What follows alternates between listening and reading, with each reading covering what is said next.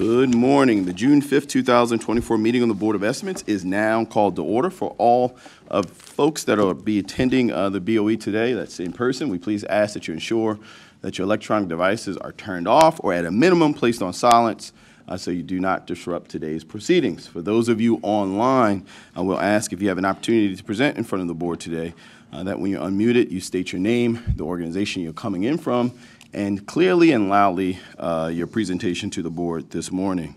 At this time, I'll turn it over to our amazing clerk, Ms. Celeste Amato, for any corrections, additions, and noted abstentions to today's agenda. Thank you, Mr. President, and good morning, everyone. Bear with me because we have a few late changes that I want to make sure I get right. This morning, we have no corrections to note for this massive agenda. We do have one walk-on. This item is SB 2412156, open price proposals for RFQ 549. This is for managing, operating, and maintaining telecommunications systems for the Baltimore Convention Center. The action requested of the board is to open the price proposals for RFQ 549, and that is actually the only action requested, just technically requires authorization by the board, and we wanted to make sure those proposals could be opened today. We have the following deferrals to note this morning. Items SB 2411538 for the Department of Public Works. This is an unauthorized procurement for Promium for $39,520. This item is being deferred at the request of the comptroller to June 26th. SB 2410882 DPW unauthorized procurement Blue MVAS LLC for $225,000. This item is being deferred at the request of the comptroller to June 26th. SB 2410994, Office of the Inspector General, an unauthorized procurement for Logic Systems, Inc. for e-discovery investigative tool for $40,500. This item is being deferred at the request of the comptroller to June 26th. SB 2411888, Department of Transportation Minor Privilege Permit Application, Branch on Ann, LLC for $3,060. This item is being deferred at the request of the Department of Transportation until June 26th. And SB 2411367 for the Department of General Services. This is an amendment to an emergency procurement for NAC Mechanical LLC for $3,912,576.07. This item is being deferred until June 26th at the request of the agency. We have one withdrawn item this morning, SB 2411806 for the Department of Public Works. This is a transfer of funds for WC 1283 water main replacement and rehabilitation for Baltimore Street, Smallwood Street, Reisterstown Road, and vicinity. Again, this item is withdrawn. It is SB 2411806. We have no protests or other statements to note this morning, and the following items are appearing on the non-routine agenda today. SB 2412017, Department of Audits, Biennial Performance Audit of the Baltimore City Department of Public Works for fiscal year 22 and 21. SB 2411367, Department of General Services. Apologies, that's the one that was deferred. Please strike that from the record. SB 2411365, Department of General Services, emergency procurement for contract 1306 All Safe Elevator Inspections LLC for $427,500. SB 2411647, Department of Housing and Community Development, fixed pricing policy dispositions for June 2024. SB 2411037, Department of Housing and Community Development, fixed pricing policy dispositions for April 2024. SB 2411764, Law Department, Terry A. Evans versus Mayor and City Council of Baltimore, case number 24C23001-212 for $125,000. SB 2412019 for procurement. This is an award sole source for pipe scanning services for lead for $7,600,000. SB 2411662 for the Department of Public Works, emergency procurement for Cummins Wagner, 751 Eastern Avenue Pumping Station for $200,000. SB 2411717, Department of Public Works, emergency procurement For SDC 7788R Seaman Avenue Emergency Slope Repair for $2,090,530. SB 2411930, Department of Public Works Emergency Authorization Request for Fisher Scientific Labs. This is an extension for $400,000. SB 2411735 for the Department of General Services. Extra work order number 1 for GS 23801. This is for the Baltimore City Police Department Headquarters Garage Emergency Repairs for $1,492,607.34. SB 2410375 for Department of Public Works Amendment 1 to Emergency Procurement for the Dundalk Pumping Station Water Management Solutions, Inc. for $300,000. SB 2412156 for procurement, open price proposals for RFQ 549. This is again for managing, operating, and maintaining telecommunication systems for the Baltimore Convention Center, and is again on non-routine only because it is a walk-on this morning. We have the following abstentions to note this morning. The Honorable Mayor Brandon Scott is abstaining on SB 2411306, provider agreement with the Johns Hopkins University, and SB 2411574, provider agreement also with the Johns Hopkins University. The Honorable President Nick Mosby has no abstentions to note this morning. The Honorable Comptroller Bill Henry is abstaining on all travel requests and travel reimbursements, as well as item SB 2413812, Enoch Pratt Free Library, unauthorized procurement invoices for portable AC units for 3 library branches. City Solicitor Ebony Thompson has no abstentions to note this morning, and Director of Public Works Khalil Zaid has no abstentions to note this morning. We also have the following no votes to read into the record for routine agenda items. Those no votes are as follows. For the Honorable President Nick Mosby, he will be voting no on SB 2411498, Amendment 1, Interagency Agreement, ARPA, Department of Housing and Community Development, Impact Investment Area Neighborhood Reinvestment Fund. SB 2411768, ARPA-funded rideshare amendment with Baltimore Civic Fund. SB 2411602, Amendment 1, Grant Agreement, ARPA, Baltimore Civic Fund. SB 2411654, Interagency Agreement, ARPA, MONSE, Mayor's Office of Children and Family Services, Child Fatality Review. And SB 2411567, Correction to BOE Submission Information, Grant Agreement, Baltimore Core, Inc., Tomorrow's Leaders, a City Fellowship Collaboration. And Mr. President, that concludes the opening statement and changes for this morning. Thank you so much, Madam Clerk. Just one quick question before we vote out the opening statement. The withdrawal, SB 2411806, I guess DPW or someone from the administration, can you speak on the reason for that withdrawal?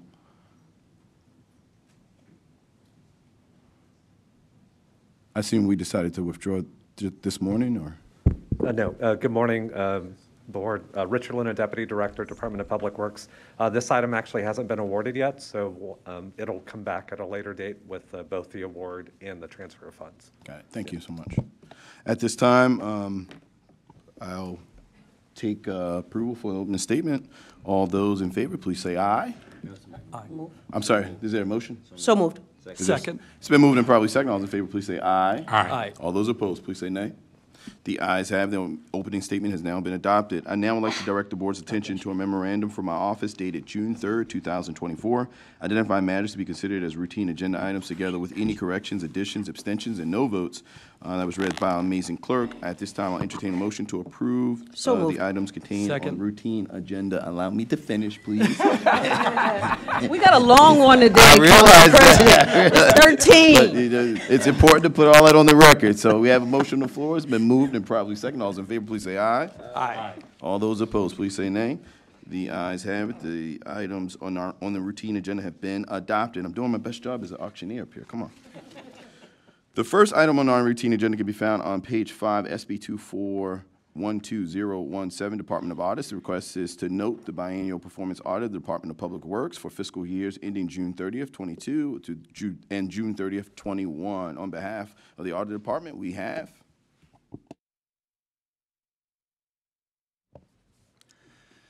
Good morning, Mr. President, Mr. Mayor, Mr. Comptroller, honorable board members. My name is Josh Pash, and I'm here to present the biannual performance audit for the Department of Public Works. I will be covering Next slide.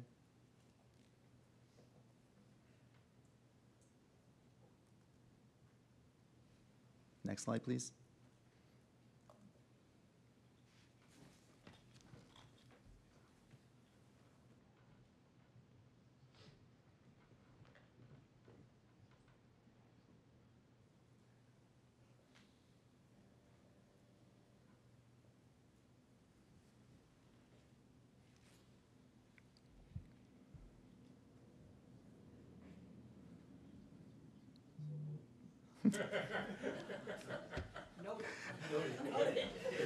All right, I can, I can go over the outline before the slide changes. So we're going to go over the audit objectives and scope. We're going to go over the identified risks, our audit methodologies, background information, our findings, implementation status or prior findings, and then I will explain the confidential management comment limited use letter, and then we'll take questions.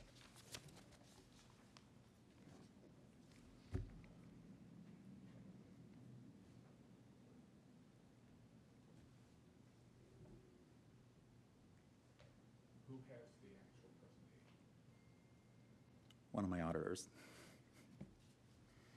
who's working remotely.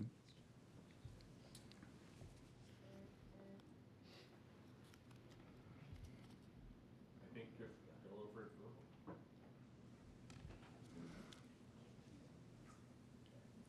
Is that okay, Mr. President? Yeah, I In think the- we can In the just- past, you've asked me to wait for the slides. I would, no, we appreciate it, but yeah, we can just move on. Okay, so our objective and scope, we are assessing the efficiency and effectiveness of controls over the water billing process.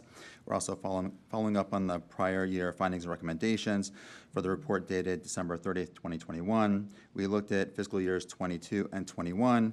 We specifically looked at retail water for Baltimore City and Baltimore County, and we spoke with and worked with the DPW Customer Support and Service Division, CSSD, and the DPW IT Division.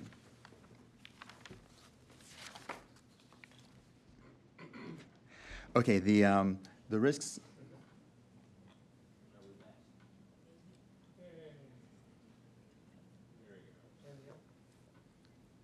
Okay, the risks we identified, we looked at operational risks, financial risks, data security risks, IT risks, and then customer service risks. Methodologies is we interviewed key individuals from DPW and BSIT.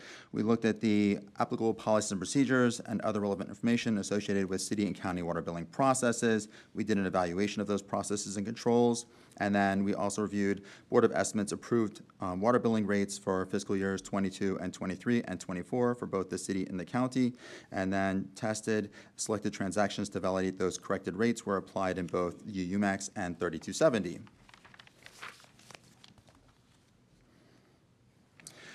We judgmentally selected 124 samples, tested the CSSD's tracking, monitoring, and resolution of identified exceptions.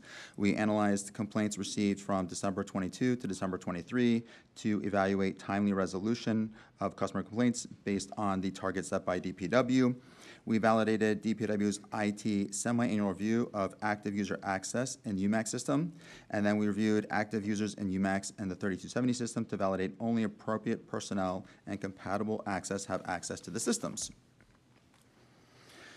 To give a brief understanding of the overall process, so it starts with customer accounts being created, and then those water meters being set up at the location based on those accounts, and then the BOE approving the rates, and then the water consumption, which is read through two different systems, one for the county and one from the city.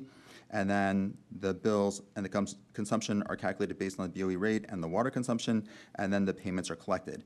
We specifically focused on this audit from the BOE approved rates to the bills being calculated. The other steps were covered in another audit, or we covered in a future audit. Okay, so just to kind of continue the summary, there are two significant billing systems. One is the UMAX system for the city accounts, and then one is the county, the 3270, which is a legacy system for the county accounts. For the city, DPW IT section inputs the BOE rates, and the BSIT inputs the BOE rates for the legacy system.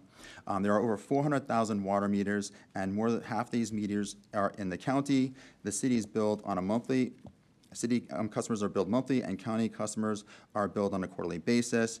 For fiscal years 22 and 21, the city collected $278 million and $289 million respectively.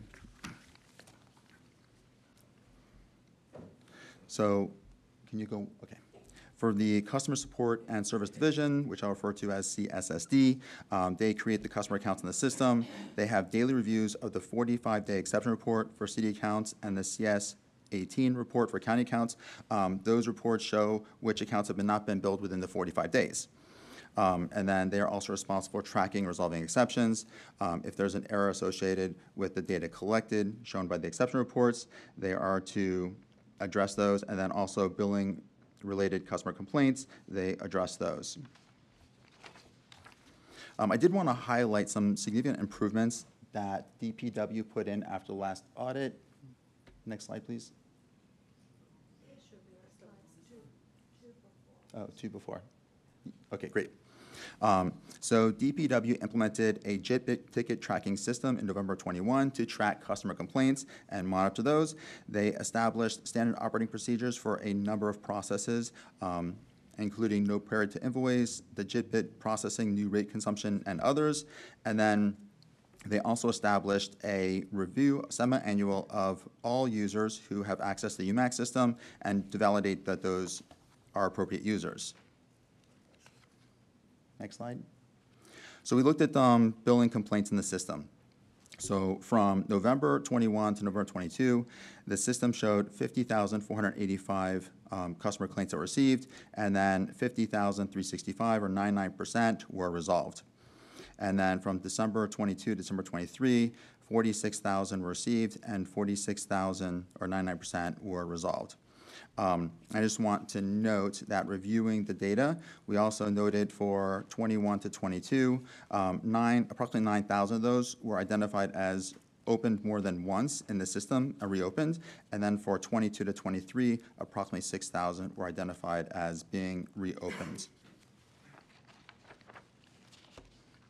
So our first finding is that the customer care analysis analyst, their daily review of exception reports is not effective and does not consistently catch errors.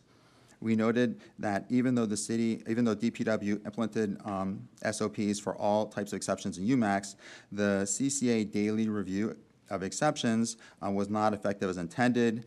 We looked at 74 samples. Of those, 3 or 4% had reads of water consumption. However, the customers are only billed for the minimum fees, which is the standard-based service charges.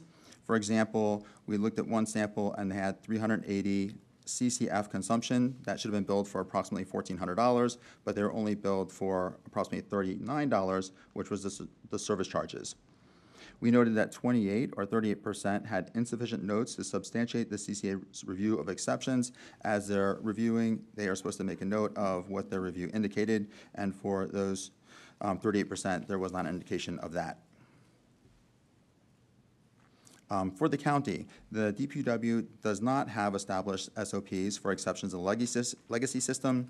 They do have informal practices and procedures, and those are also not effective as intended. We looked at 50 samples, 6 or 12%. The CCA failed to create a work order. The way that works is if there is an exception that indicates there may be a possible leak or a malfunctioning meter, they go into the CityWorks system and they either enter a work order for the meter shop to go out to the meter and verify if it's working and make any adjustments, or to check the CityWorks system to see if there's a work order already exists. And then those work orders were not created until February of 2024, which was when we were on site doing the audit.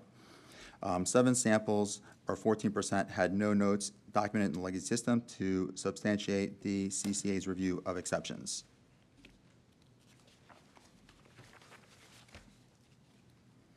So, looking at causes, we noted that the DPW has a practice to perform a super review of staff activities to confirm that the CCA's review process is working, and that was not in place. There was no indication of that supervisory review or secondary review for the 124 samples, looking at both city and county exceptions that we sampled.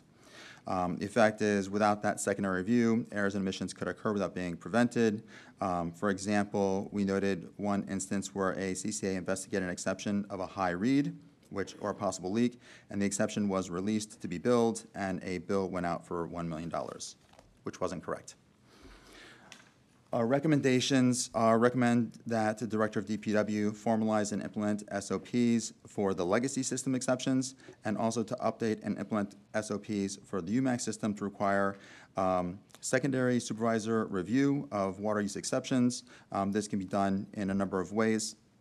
And then also to have documentation to evidence those CCA reviews and the status of the account. So when something happens, we're able to go back and trace that. And then also to document the supervisor reviews. Finding 2. The CSSD is not in full compliance with customer complaints standard operating procedures, the ones that they established. We did an analysis of 46,000 complaints, and we looked at the responsiveness of customers and then the disposition of the complaints. For responsiveness of customers, the DPW did not respond to customers for 32,000 or 71% timely, and that is using DPW's target of 5 days from the date of the customer complaint. For disposition of complaints, the DPW did not dispose 8,000 or 18% of complaints timely, and that's using DPW's target of 10 business days from the date of the complaint. Looking at the causes, they implemented a system that allows supervisors to have an overview and to check on those, and that supervisor review was not working effectively. The effect, pending customer complaints and resolutions, and reviewing those is more effective and helps us get those complaints resolved more quickly. And then also unresponsiveness and untimely resolution of customer complaints can cause public distrust in our water services. Recommendation is the Director of DPW requires CSSD management to do those reviews, and those reviews of the status report of customer complaints, and to make sure that CSSD personnel are adhering to the JITBIT policy. Reviewing the prior findings. There were 5 prior findings. The first one was implemented, which was formalizing policies and procedures related to the rate setting in UMAX and the legacy systems. That was fully implemented. Regarding the meter shop, we looked at water meter reading processes for the city and the county and water meter calibration and replacement. We identified that as not implemented. They did not have formal policies and procedures set up for the meter reading, and there was no analysis or review done to proactively review water meter calibration and replacement and set a policy for that, which was identified in the previous audit. For number 3, CSSD daily reviews of exceptions for the city accounts. This was also covered in our audit. We identified that as partially implemented. They did implement the SOPs as noted prior, and they were also had some updates during our audit. This is partially implemented because they did not implement SOPs for the county billing exception reports. The fourth one, tracking, monitoring, and periodic evaluation of benchmarks of the SLAs. We marked that as partially implemented. They did implement the JITBIT system, and however, the monitoring, which I just previously mentioned, was not formalized and also not working as intended. The fifth one, revenue collection efficiency, that was partially implemented. We noted that they did not have a policy for monitoring and tracking accounts receivable, and then also provisions for write-offs. That was to improve collections of accounts receivable and also to identify those ones that are not collected. We basically found that in the prior year audit, those overdue accounts are just kept open, even if they're years old, and it's difficult to identify which ones we should be pursuing for collection. We have one confidential management letter comment. We had one in the prior audit. The prior audit one was implemented, but we did identify another one in this current audit. We omitted it from the public report due to data security concern, and then that omission is based on government auditing standards, section 9.64, reporting confidential or sensitive information. I'll take any questions. Thank you, Mr. Arda. At this time, are there any questions or concerns from members of the board? Mr. Comptroller, the floor is yours. Thank you, Mr. President. Good morning. Just could you go back and clarify which billing complaints get a secondary review? So the way the process works is once a billing complaint is opened, if they mark it resolved, within 90 days, if it comes back, they reopen that complaint and they will continue working on it. So the system identified those.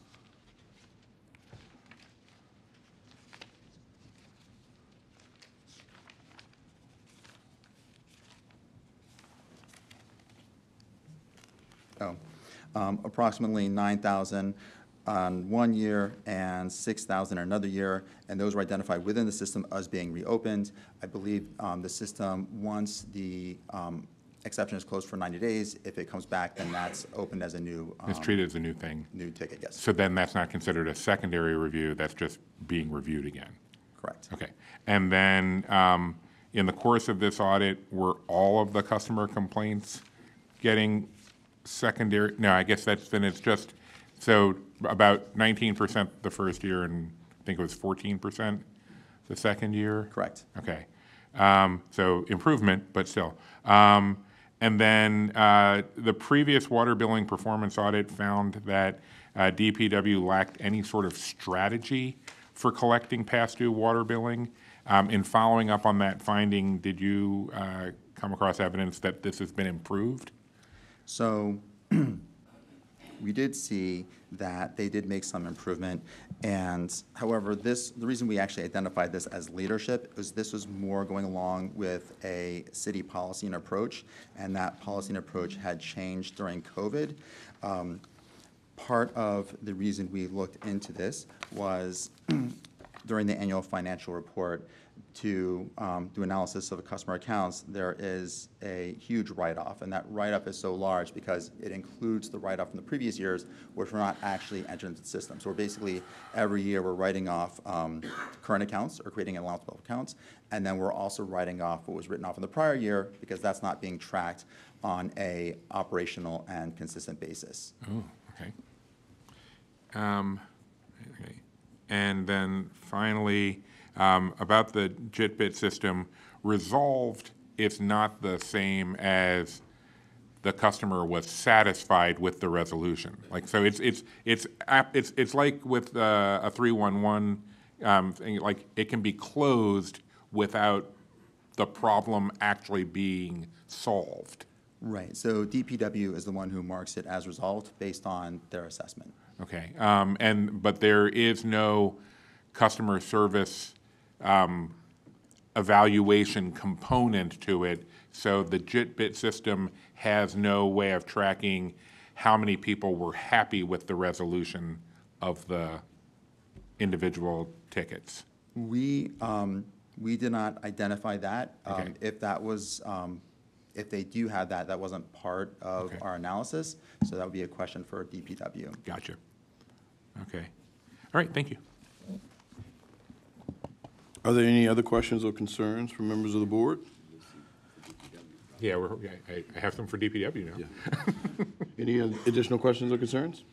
Hearing and seeing none, thank you, Mr. Auditor. DPW?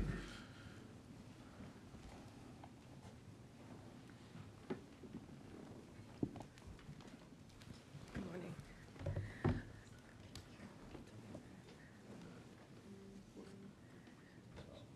Good morning, Honorable Scott and members of the board. If we could put the presentation back up, that way, if there's any specific areas that the board might have questions to, or that DPW would like to respond to, we can just go to it quickly. So if you could put the presentation back up.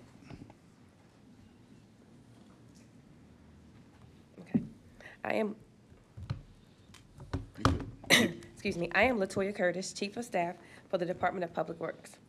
I want to thank Chief Sykes and the Customer Support and Services Division for their unwavering resilience and commitment to excellence. DPW has invested in this team through engagement and learning opportunities. The team has improved tremendously by leveraging technology and training. The return on investment include 99% success rate in meter reads, 98% timely monthly billing, robust training programs for new hires, cross-training and annual refresher training for our current staff, reduced call center response time from 20 minutes to 20 seconds or less, abandoned call rate down to 1.6%, We've also started robust collection strategy, collaborating with the Solicitor's Office, our OPI office, and our Bureau of Revenue Collections. And to date, we started this process in December, and to date, we have collected over $27 million in outdue billing. Also, you mentioned about the surveys. After our customers' interaction with CSSD, there is a survey that they're completed, and the survey can be completed through our call center. So after you get off the phone, there's a survey that comes on. Once they complete an online transaction through our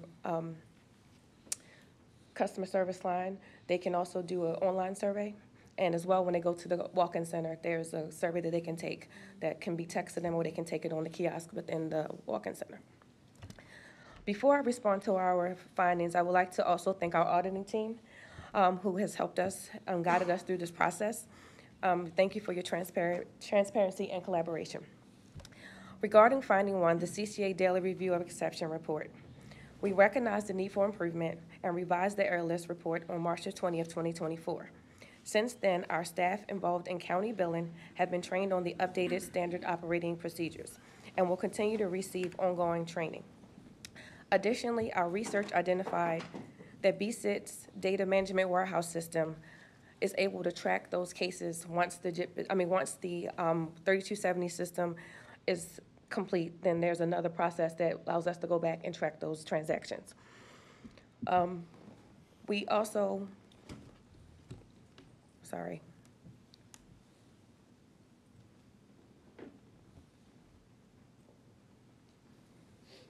Based on these insights, we are revising the UMAX system's SOPs for Baltimore City exceptions with the completion target date of June 30th, 2024. Regarding finding 2, the CSSD is not in full compliance with the customer complaints standard operating procedures. During the study period from December 22nd to December 23, CSSD addressed a high volume of customer inquiries, including a backlog of over 10,000 emails alongside new daily cases. I am pleased to report that the backlog has been resolved and our response times have significantly improved. In October 2023, we amended the CSSD JITBIT process SOP to better address the business processes affecting response times for customer assistance requests and complaints. To ensure continued compliance and efficiency, we will implement a process whereby all supervisors and managers will run weekly reports to verify that analysis meeting the required response times outlined in the SOP. This process will be in effect by June 30th, 2024. Furthermore, our training manager and team will conduct frequent training sessions for all billing staff on these requests and processes to maintain high customer service. We will continuously monitor progress and trends to maintain our success and thrive for continuous improvement through the billing and customer service operations. Thank you for your attention and continued support as we strive for excellence in our services. Thank you, Madam Chief of Staff. At this time, are there any additional questions or concerns for DPW? Mr. Comptroller, the floor is yours. Thank you, Mr. President. Good morning. Good morning. So first of all, congratulations on the progress on the response times. That's great. I want to bring along my question that I had asked of audits that they said really it would be asked of DPW. And I understood what you said about how there are opportunities to complete a survey in a variety of different ways and times. What I'm curious about is there a survey function that is directly connected so that we have, or I mean, DPW has some sense of when a ticket is resolved, how did the customer feel about that resolution? It's not directly pinned Okay. to that resolution, but a customer, we can track the number of responses and satisfied or dissatisfied customers. Okay, but you're tracking satisfied and dissatisfied customers from people who are filling out surveys whenever they want to fill out a Correct. survey, as opposed to when they have specifically just interacted with DPW over a specific issue. Correct. Okay. Well, so how are the survey results going? The last time I checked, we were performing over, like, it was a 1 to 5 scale. We were past the 3. It was like 3.5, something, somewhere in that. Okay, all right. Is there a way that the JITBIT system can be configured so that you can follow up directly with complainants about how they felt about the level of satisfaction on the resolution of a ticket? Is that something that the JITBIT system can even do? I'm not sure, but we can look into that and get back to you. I would appreciate that. Thank you. And the other question is, there was a reference to the point at which a water bill is pulled out by the system. My understanding is that if it's over a certain amount, the system automatically kicks it out so that a human being looks at it before it gets sent out to the customer. But I think that threshold for a typical residential account is about $750. Yes, that's correct. Okay, but the average water bill is like $120, $140, which means somebody could get a water bill that's 4 or 5 times as big as it usually is without it triggering a human being looking at it. Why? I guess the question is, why is the threshold for looking at it, like having a human look at it, why is that threshold so high compared to what a standard bill is? My understanding is that at the time the system was configured, a lot of the residential bills were that high. So that is like because of non-payment, so it would trigger at that amount. But because of the work that we have done and getting accurate bills out, we're looking at lowering that threshold to what's appropriate at this time. Okay. Can you also keep me in the loop as to what you're looking at lowering it to? Yes. Okay. Yes. All right. Thank you. We actually have our billing consultant. They are actually running numbers for us for that right now. I talked to them about that recently. So once we have that numbers, we'll determine what that threshold will be. I'd love to be part of that conversation. Okay. Okay. Thank you. You're welcome. Mr. Mayor? Thank you, Mr. President, and thank you, Mr. Comptroller, and thank you, Madam Chief of Staff. I just wanted to take a minute to, again, thank the auditor for his work, but also for us to acknowledge the great progress that has been made by DPW in this work. We know that we have payment plans, something that like everybody else in the world had for many, many moons, and we finally have it in Baltimore City. We've already talked about the upgrades with the new system. We have paperless billing, which I get, so I don't get a paper bill. I actually get mine electronically, and we know how that can help us over time. And we know there's a lot of work to do, but as acknowledged by the auditor and the comptroller and everyone, really, we know that there's been a lot of great work going into DPW. So we want to say thank you. Thank you. I would like for you to expand upon a little bit is about that great work to recover that 20-something million dollars, about how you guys are doing that work of recovering these long overdue bills. So the team has analyzed all of these high bills. They work together with our internal legal department first. We analyze each account fully from start to finish to make sure that the account is actually valid. And once we have confirmed that, Chief Sykes will send a letter.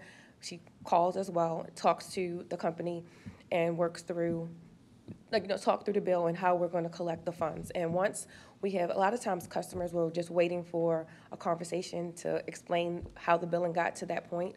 And once that is done, they've really just been paying their bills. We put them on payment plans. Our Promise Pay, as you mentioned, as of January, we have expanded that to commercial accounts. So now anybody can sign up for a payment plan.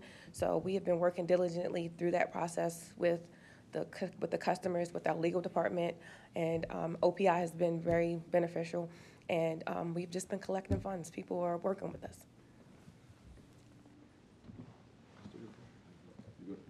Ms. Comptroller? Yeah, actually, thank you, Mr. Mayor. You reminded me, I was going to ask about that, because we pay online. My wife goes in and pays it every month as a proactive thing. And my question is she doing that just because she likes doing it? Because I could see that. Or is there not yet a recurring function where you can just set up how you want to pay and the system will just pay itself every month? We are actually working with BSIT with enhancements to be able to do that, but we're not at a point where the system is allowed to do it. But Oh, there okay. is conversation about that. Okay, because it really could have gone either way. I just wanted to be Yes. checking. Okay, all right, Yep. thank you. Any additional questions or concerns for DPW at the time? Mr. DPW? How much did we collect from the commercial clients we have? 27 million. I don't know the exact, but 27 million. And we just started collecting as of January. That's impressive. Any additional questions or concerns? I guess Hearing- mine is how to spend $27 million Yeah. inside DPW. Hearing none, at this time, the report will be noted, the audit will be noted. Thank you so much. The next item on non-routine agenda can be found on pages 56 and 57, SB 2411735, Department of General Services. This request is to approve a construction contract extra work order number 1 with Restoration East Incorporated. On behalf of DGS, we have Which one?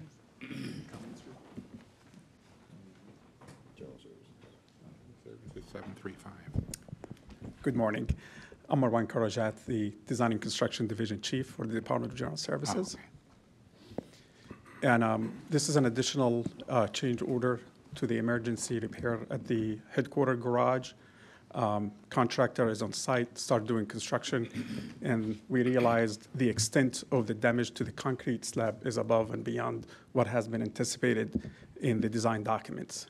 So what we're presenting today is the additional work that need to be done, part of this contract. and for the record, could you tell us the dollar amount? It's 1.49 million, I believe. It's around 1.5 million, the exact figure I can share with you later. That's fine.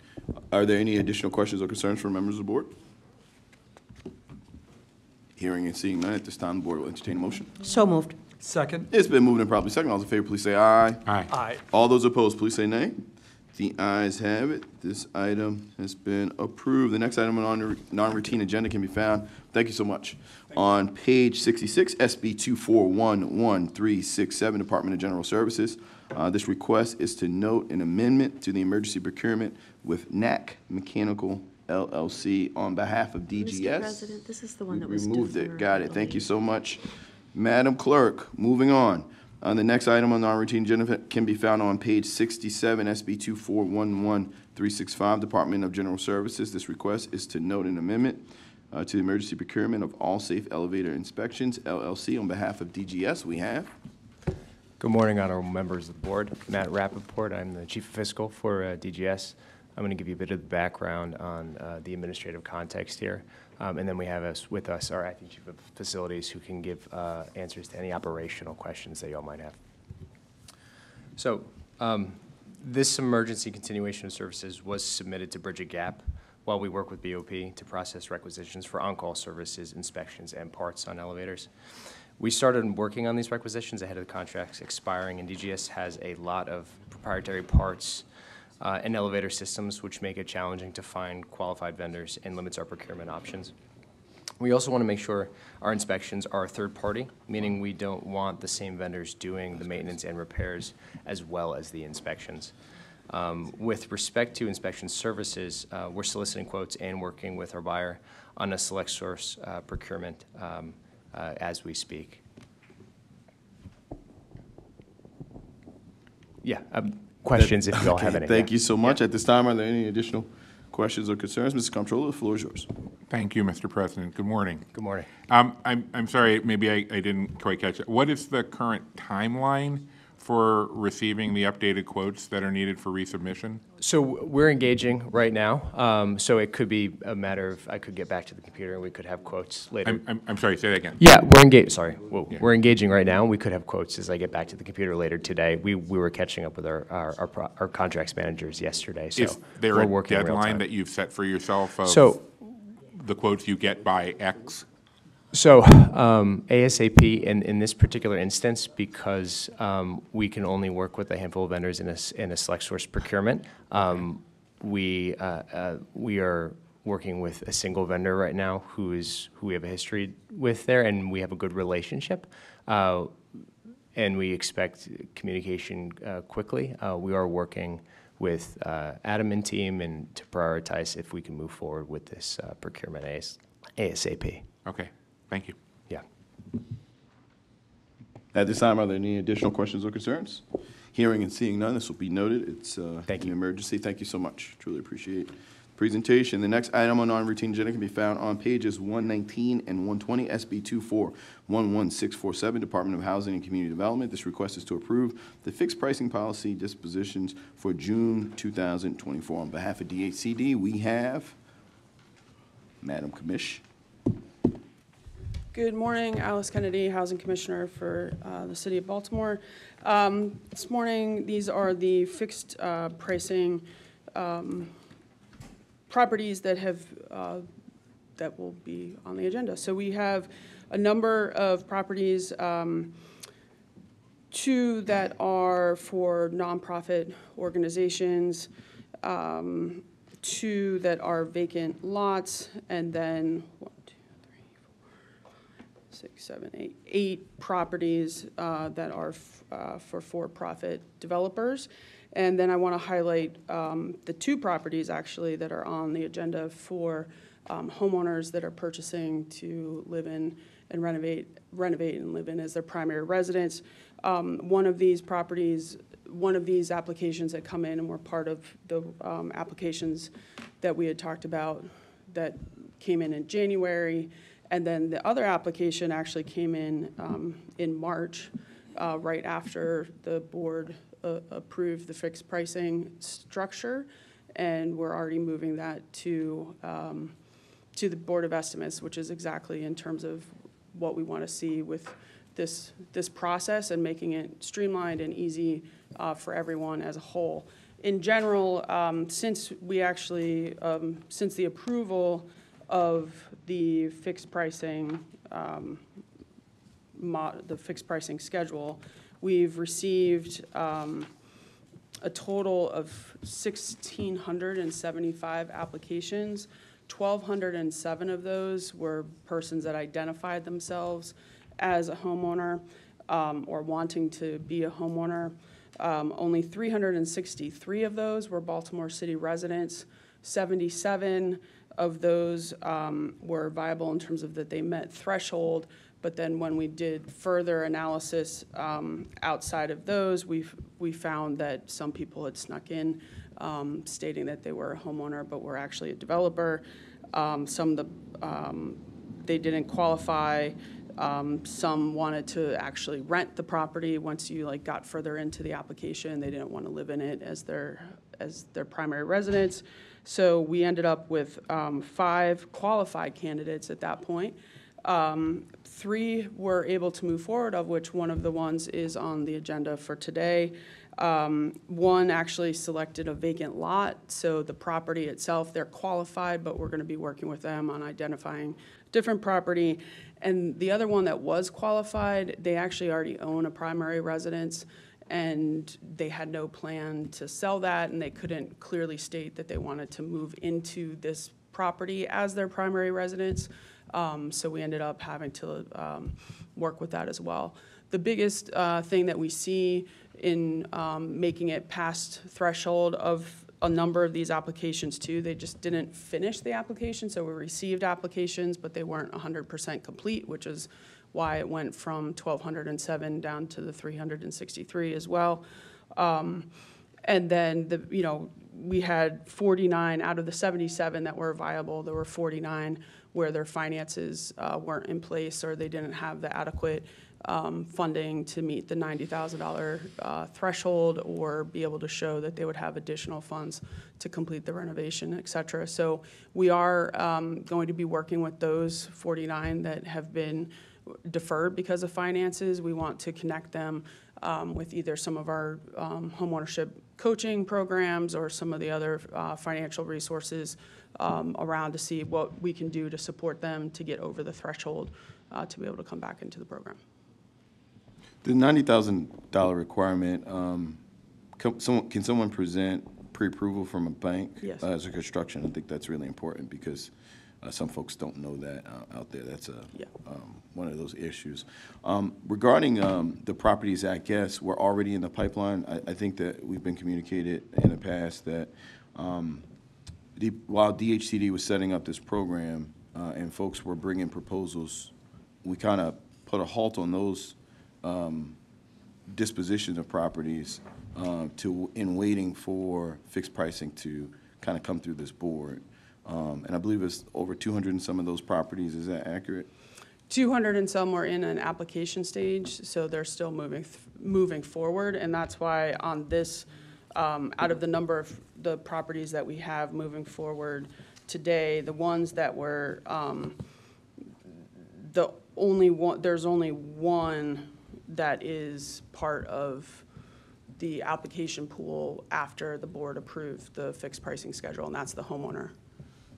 Gotcha. The other ones were Yeah, their applications had already basically been. Now, out of the 200 and some, how many, they're all nonprofit or for-profit developers, is that No, accurate? there's actually another one that was a homeowner that's on the agenda for today as well. So that application had come in January.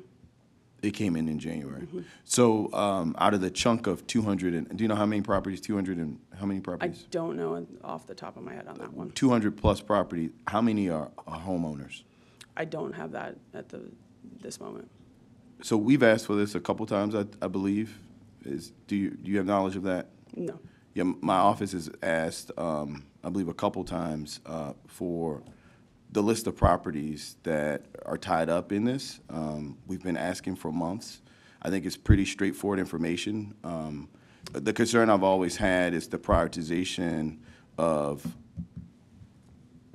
individuals to have access to affordable home ownership, you know, the owner occupied, ensuring that we provide a certain level of prioritization to them. Now, obviously, if we have a batch of properties that we know are in this program, and folks, in my terms, have had a head start because whether they came to the city and they had prior knowledge that we were going down this path of fixed pricing before it was announced to the world, before it was even kind of communicated to myself or the comptroller or other folks inside the city, they had access to kind of know, hey, you know, I've asked for this property, I qualify, I can get this property, I can wait a couple months until fixed pricing comes online, and maybe I can ask for 2 or 3 or 4 other properties.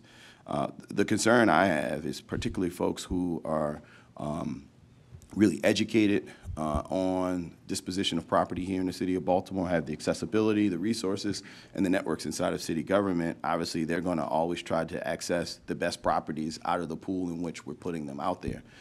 And by not creating a starting point that's fair and equitable for owner-occupied folks who probably need more help than, say, a seasoned developer to kind of work and access this problem, we're not providing them kind of the cream of the crop associated with these very derelict properties. And again, putting them at a competitive disadvantage to kind of developers and these nonprofits that, you know, push themselves out of being affordable nonprofit developers. I guess the next question is, what are we doing to prioritize? Because, you know, 2 out of 200 or whatever seems like a scary number. What are we doing to prioritize affordable home ownership for working class folks in our city through fixed pricing?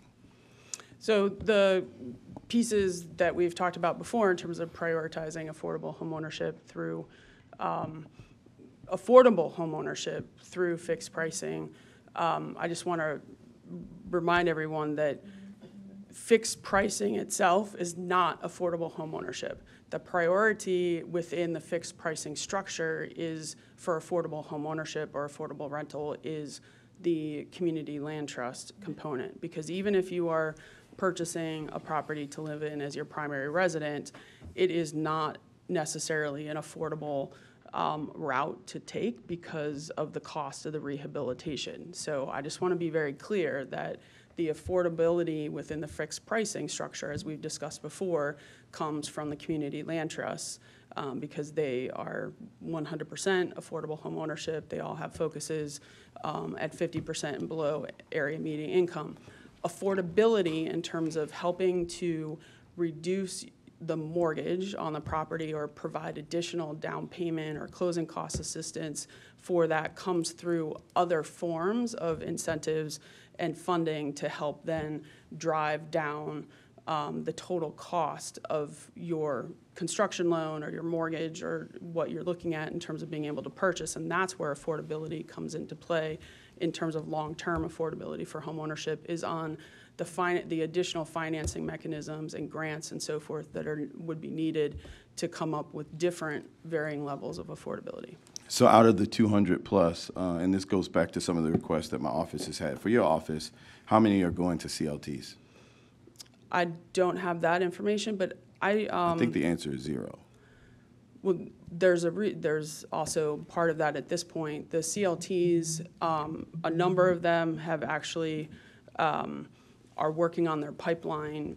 I was just talking with the CLT, the Share Baltimore chair yesterday morning.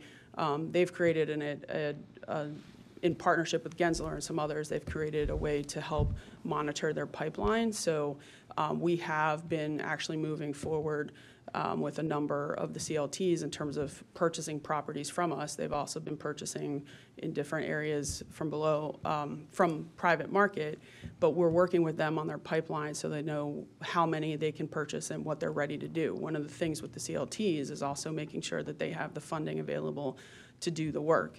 And that comes through other funding sources that they get through the Affordable Housing Trust Fund and others.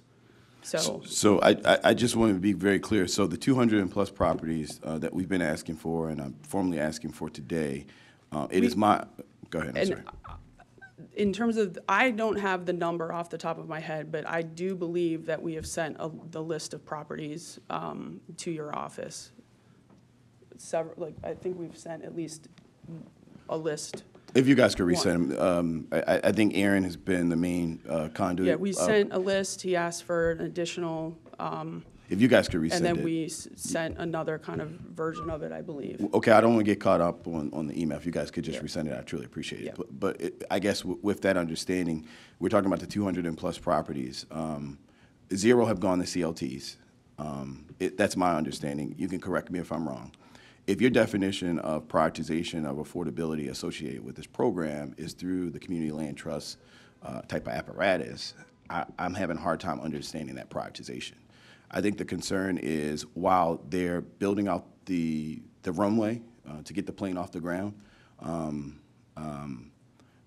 the folks that have been sophisticated in dealing with land disposition and property acquisition in the city of Baltimore are chomping at the bit at running through this fixed pricing program, a program that they've known about before myself as the council president, before maybe the comptroller, I don't want to speak for him, but definitely before the average homeowner or, potential working class folks, our bus drivers, our paraprofessionals, the folks that we really should be providing a real opportunity as we know that real estate market will continue to increase and as we know the affordability associated with home ownership will become a problem. I'm having a hard time understanding the point of rolling the program out this way, where in your definition, not my definition, because I think that affordability goes further than just CLTs and can go further than CLTs with fixed pricing. But in your definition of affordability, I am hearing that we're not even in the position to prioritize them through this program because the CLTs are not prepared to take on or prepared to kind of engage with the city to that level. Is that accurate?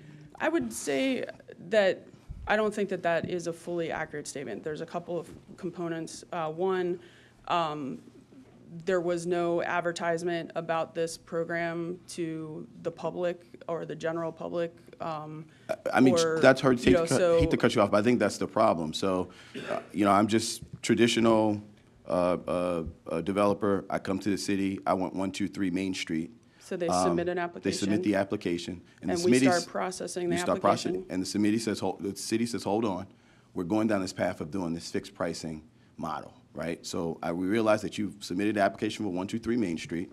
Once the Board of Estimates approves this fixed pricing, we know that now you're not going to pay $5,000, $6,000, whatever you were willing to pay for this property. Now you just have to pay the couple $1,000s that's going to be embedded in this fixed pricing.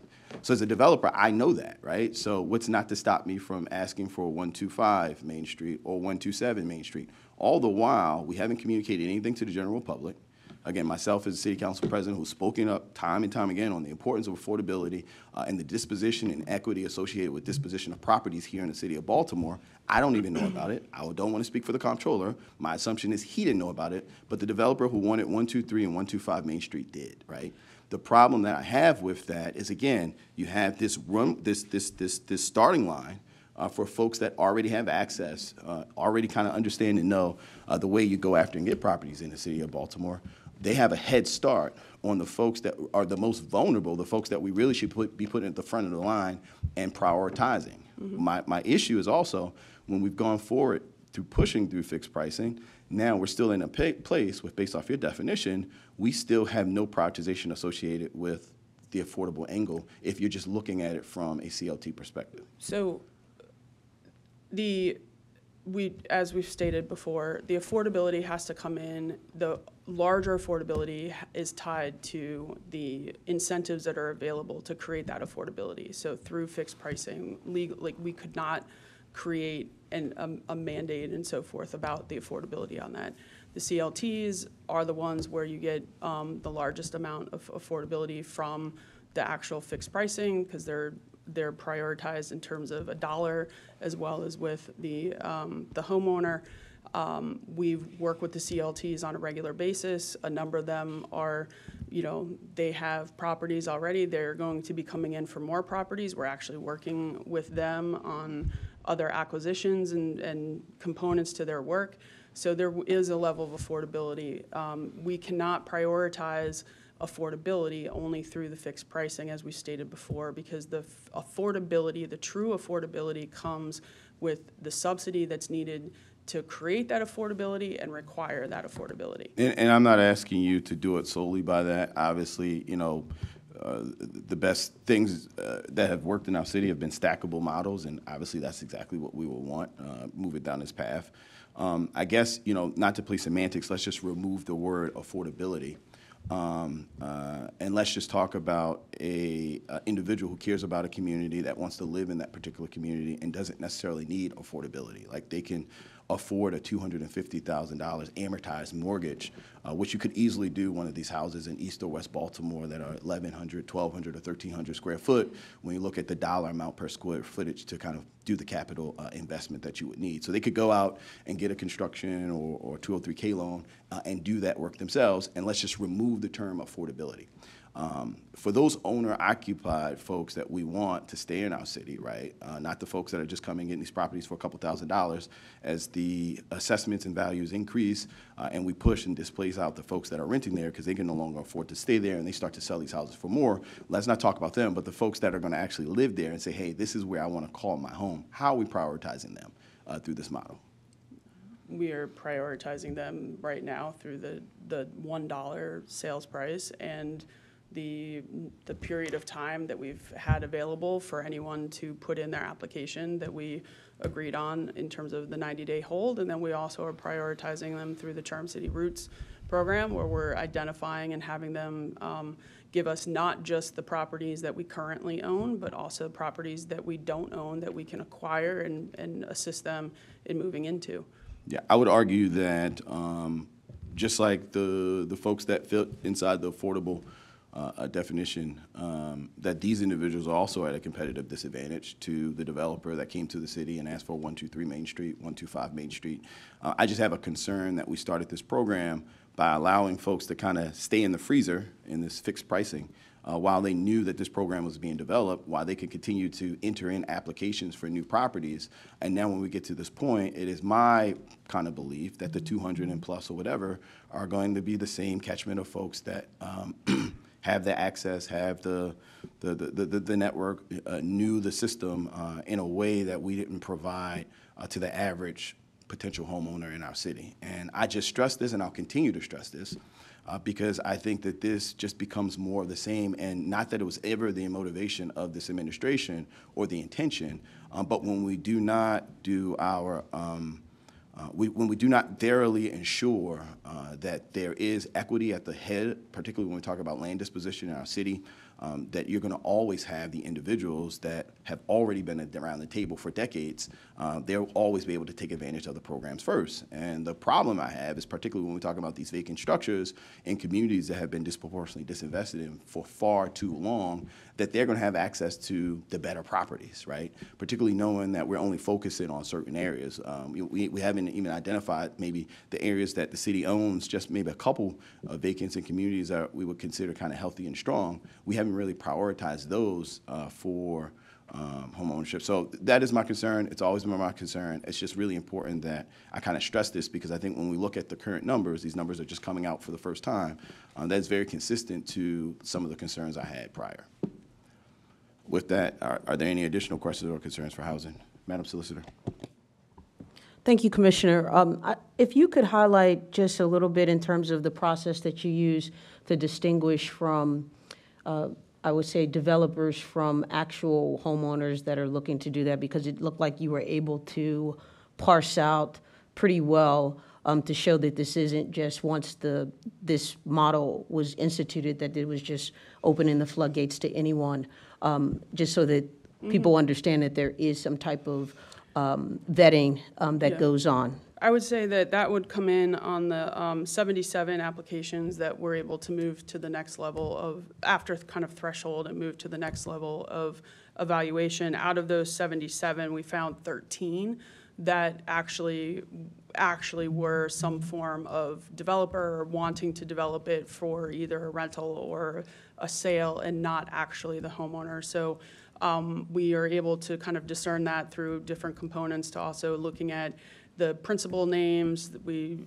tie that to other LLCs. We do several other components of research. We look at any other, we're able to search for other properties that they may own, and kind of move that through the process. So even from that, that's how we were able to get down to actually 5 of those 77 that really were ready to move forward. And out of that 5, it's really 3 because of the issues before. So the majority of people that did apply, out of the 1,207, there was a lot that have applied but didn't fully finish. They applied, started the application, or applied and didn't fully finish components to meet threshold. And if you could just speak a little bit about the 49 people where the finances weren't in place, what we're doing to assist them, because I think that's key to the council president's point, where we now have a pipeline of 49 people that we know want to participate in this program, and that the administration is now working with them. And can we identify some of the things that we're doing to help them? Yeah, so we're actually connecting them with our homeownership team. We're looking, it's similar to what's going to be happening with Charm City Roots as well, in terms of helping to prepare people to be buyer ready. So we're evaluating whether or not they fully understood that you didn't have to have just $90,000 in cash. Can you, like, that was the first question, like, do you know that you can also, go and obtain a pre-approval for a lender? If they aren't credit ready or they can't get the pre-approval for the lender, we're making referrals to the home ownership coaching programs that exist across the city, to some of our financial literacy programs, and basically the partners that we have across the city that help prepare residents to be buyers and get them prepared to the pipeline. And then we'll, prioritize having them come back in to the program once they're able to, move forward. Thank you. That's it. Thank you. The only last question I have is preservation of affordability for the rentals. There is no requirement that the affordability is preserved. Is that accurate? That is accurate, because you can't require affordability unless we're providing a subsidy. One would argue that the subsidy is they're purchasing the property for less than the appraised value of the property. That necessarily wouldn't be the case in some of these. So some of these people are paying more than the appraised value? In some, or the assessed value. We wouldn't actually get appraisals on I get these. it, but I'm just saying, based off of our experience and based off of, I guess, the values that people were purchasing properties, I thought one of the attractive models of fixed pricing was that now developers could come in and just at a standard piece, 2,000 or 3,000, just purchase it. So if it appraises for more, then the city does have, I mean, because we're losing out in that tax revenue, whether it's 2,000, 4,000, 10,000, whatever the appraised value would be. So the city does have some leverage there, is my understanding. It wouldn't be, typically it wouldn't be enough that would be able to put a long-term affordability requirement in from the rental standpoint, just on the difference between appraised. I mean, these are, What's the amount that would have to be? I can't tell you that off the top of my head. Okay, thank you so much. Are there any additional questions or concerns from members of the board? Hearing and seeing none at this time, I'll entertain a motion. So moved. It's been moved and probably approved. All those in favor, please say aye. Aye. All those opposed, please say nay. Please note that I'm a no on this particular item. Madam Clerk, Mr. Comptroller. The very last question about what level of subsidy would be sufficient to require affordability, it occurs to me that there probably would be some value to having a number in, like, having a number or an algorithm or a chart or something that HCD keeps in its back pocket for conversations like this. Would that be something that your folks could put together for us and share with the board? Yeah, we can. I think that part of it would be tied to, because we can just go off of, we can create hypothetical appraised If you values figure, and so if you forth. figure, Yeah. well, I mean, not so much based on appraised value, but about the delta between what it costs to build a unit and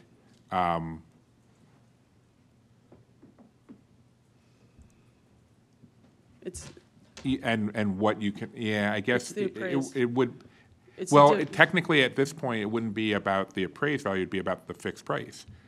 Well, I think what the council president was getting at was the difference between the appraised value and the fixed price. And that being I am the agreeing subsidy. with you that the difference between the appraised value and the fixed price is not going to be sufficient. I'm agreeing with you on that. What I'm looking for is what additional subsidy would need to be provided on top of the fixed price to make a development pencil out. Yep.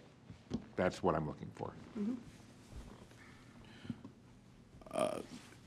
I guess the development, so we moved on from there. We do have one additional one that we're going to vote out, but, I think this is good discussion and good public discourse. So these deals are penciling out. That's how they're acquiring the property, fixing the property up, and putting in someone, 60%, 50%, 40%, 30% AMI, and renting the units out.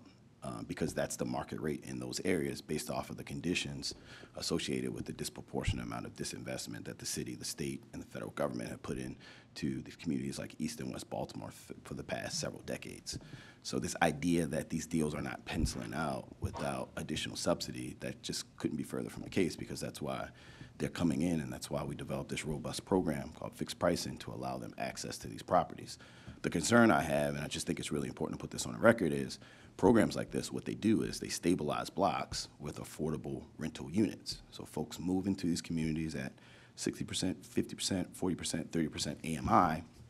As they're renting and we're getting more eyes on the street, and as we are turning the vacancy, lowering the vacancy from 70% to 60% to 50%, the speculators, the folks that have been holding on to properties, they start to come back, they start to put money in, because now they know that the government is supporting and building up these communities.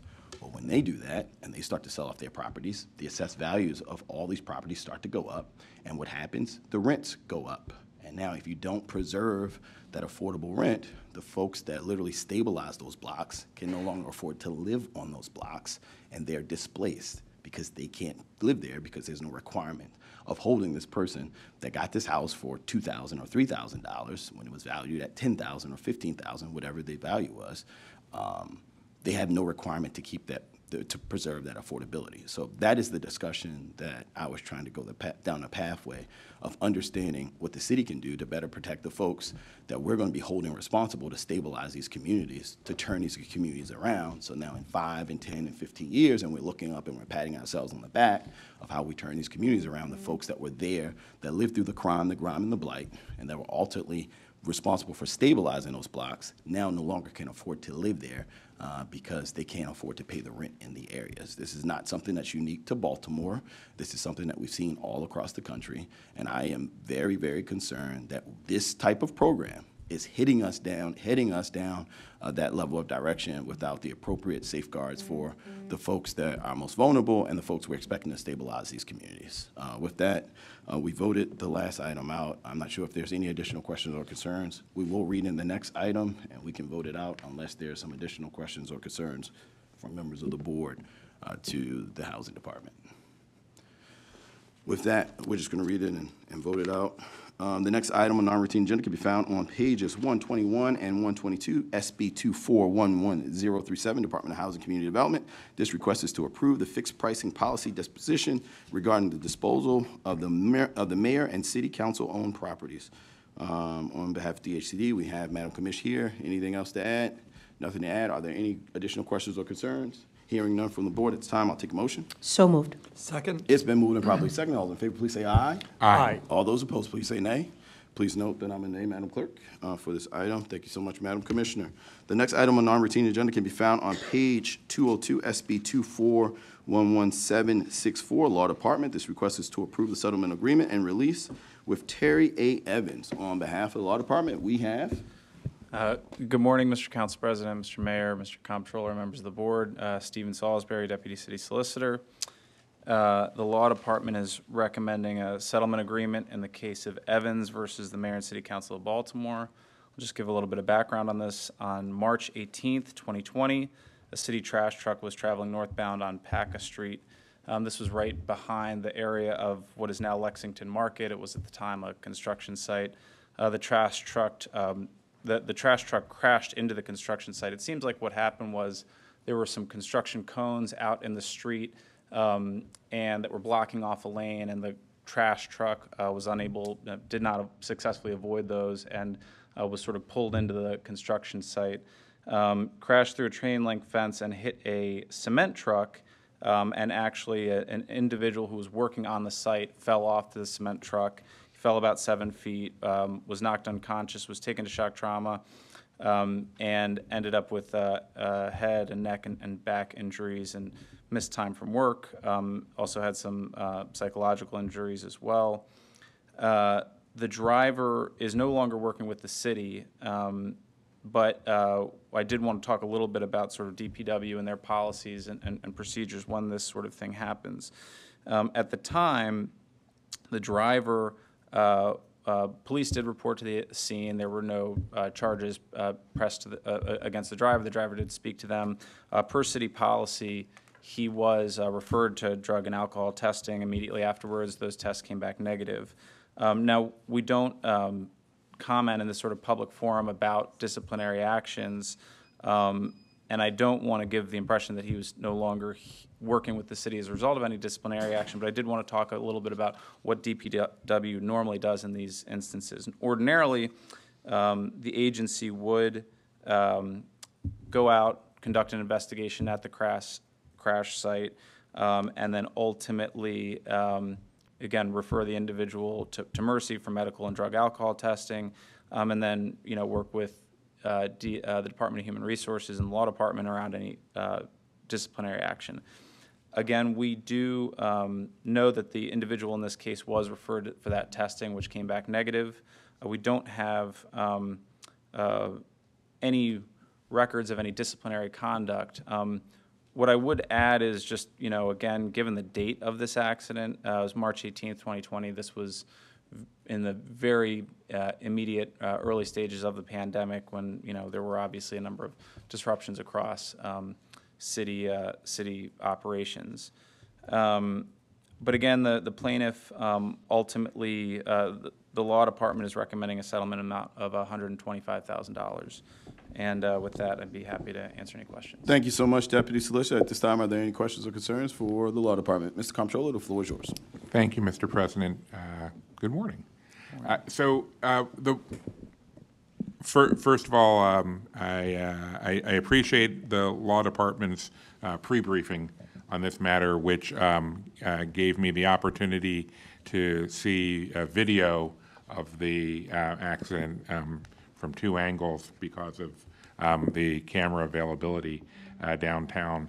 And this sort of reminded me of an ongoing concern that I have, that it does not appear that there is any process in place when a city employee has a traffic accident or incident, whatever you want to call it. There doesn't seem to be any way in which that information is put on the public record. And what I mean by that is if I or any other private individual is driving and gets into an accident, that goes on to my driving record. There's a police report for it, and conceivably, if somebody is looking up my driving record for various purposes, they can see that I had this accident. But it does not appear that when city drivers driving city vehicles have these kinds of incidents, that it ever gets reported up and out in any kind of fashion. And what specifically made me think of this was that my understanding is that this driver, having left the city, is now driving for some other entity cross-country as their job. And I'm curious whether their new employer knows that this happened. And so that was what got me wondering if the city has some type of affirmative responsibility to put this kind of information out into the public record.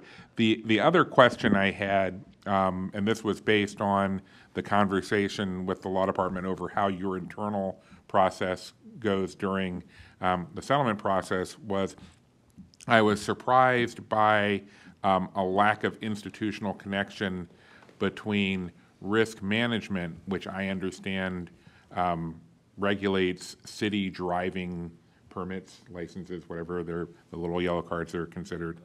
Yeah.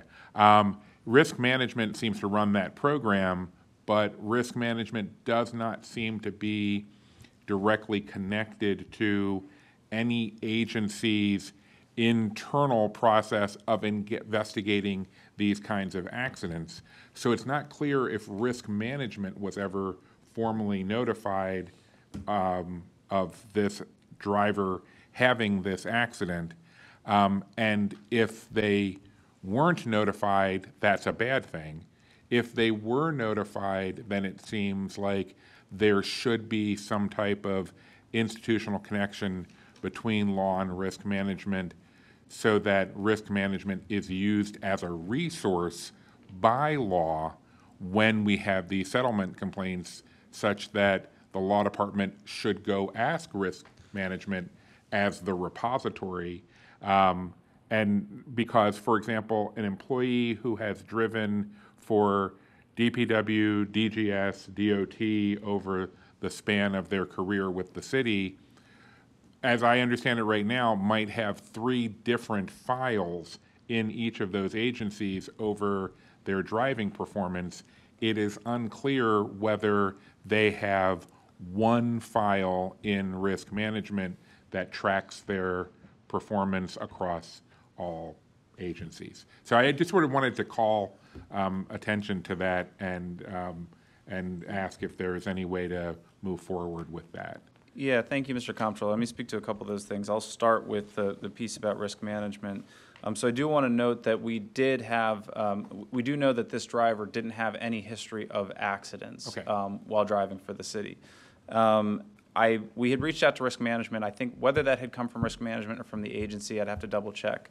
I do know, though, that I believe risk management does keep track of that. And again, we did confirm he didn't have a prior record of accidents. And again, of course, that becomes relevant as you're litigating these matters, because if you had somebody who had a history of accidents, that would,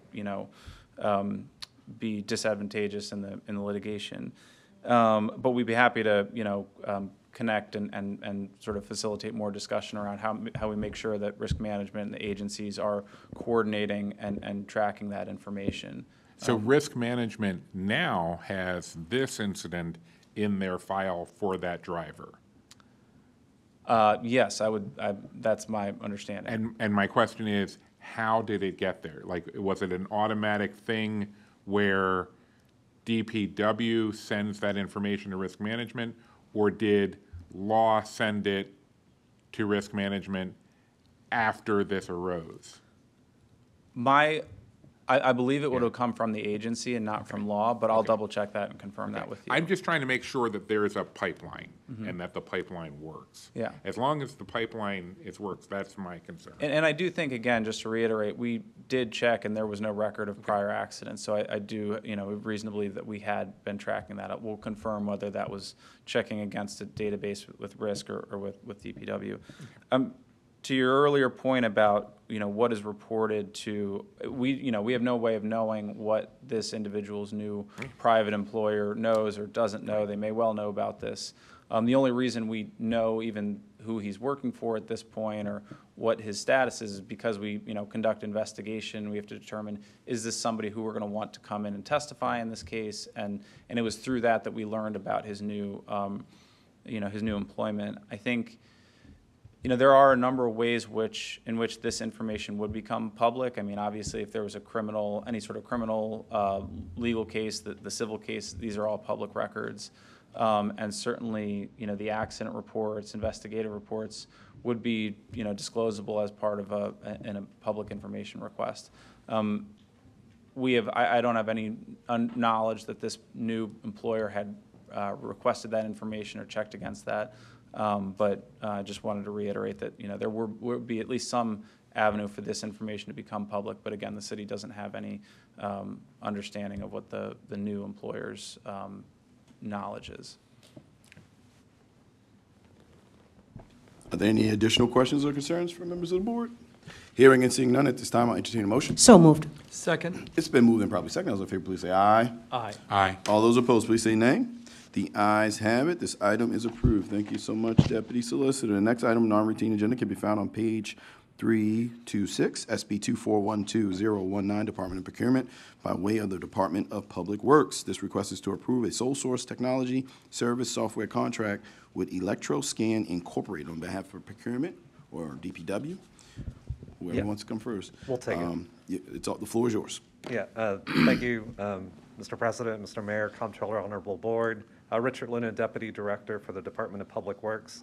With me also is our Acting Bureau Head, Mr. Paul Sayan, who leads our Water and Wastewater Bureau.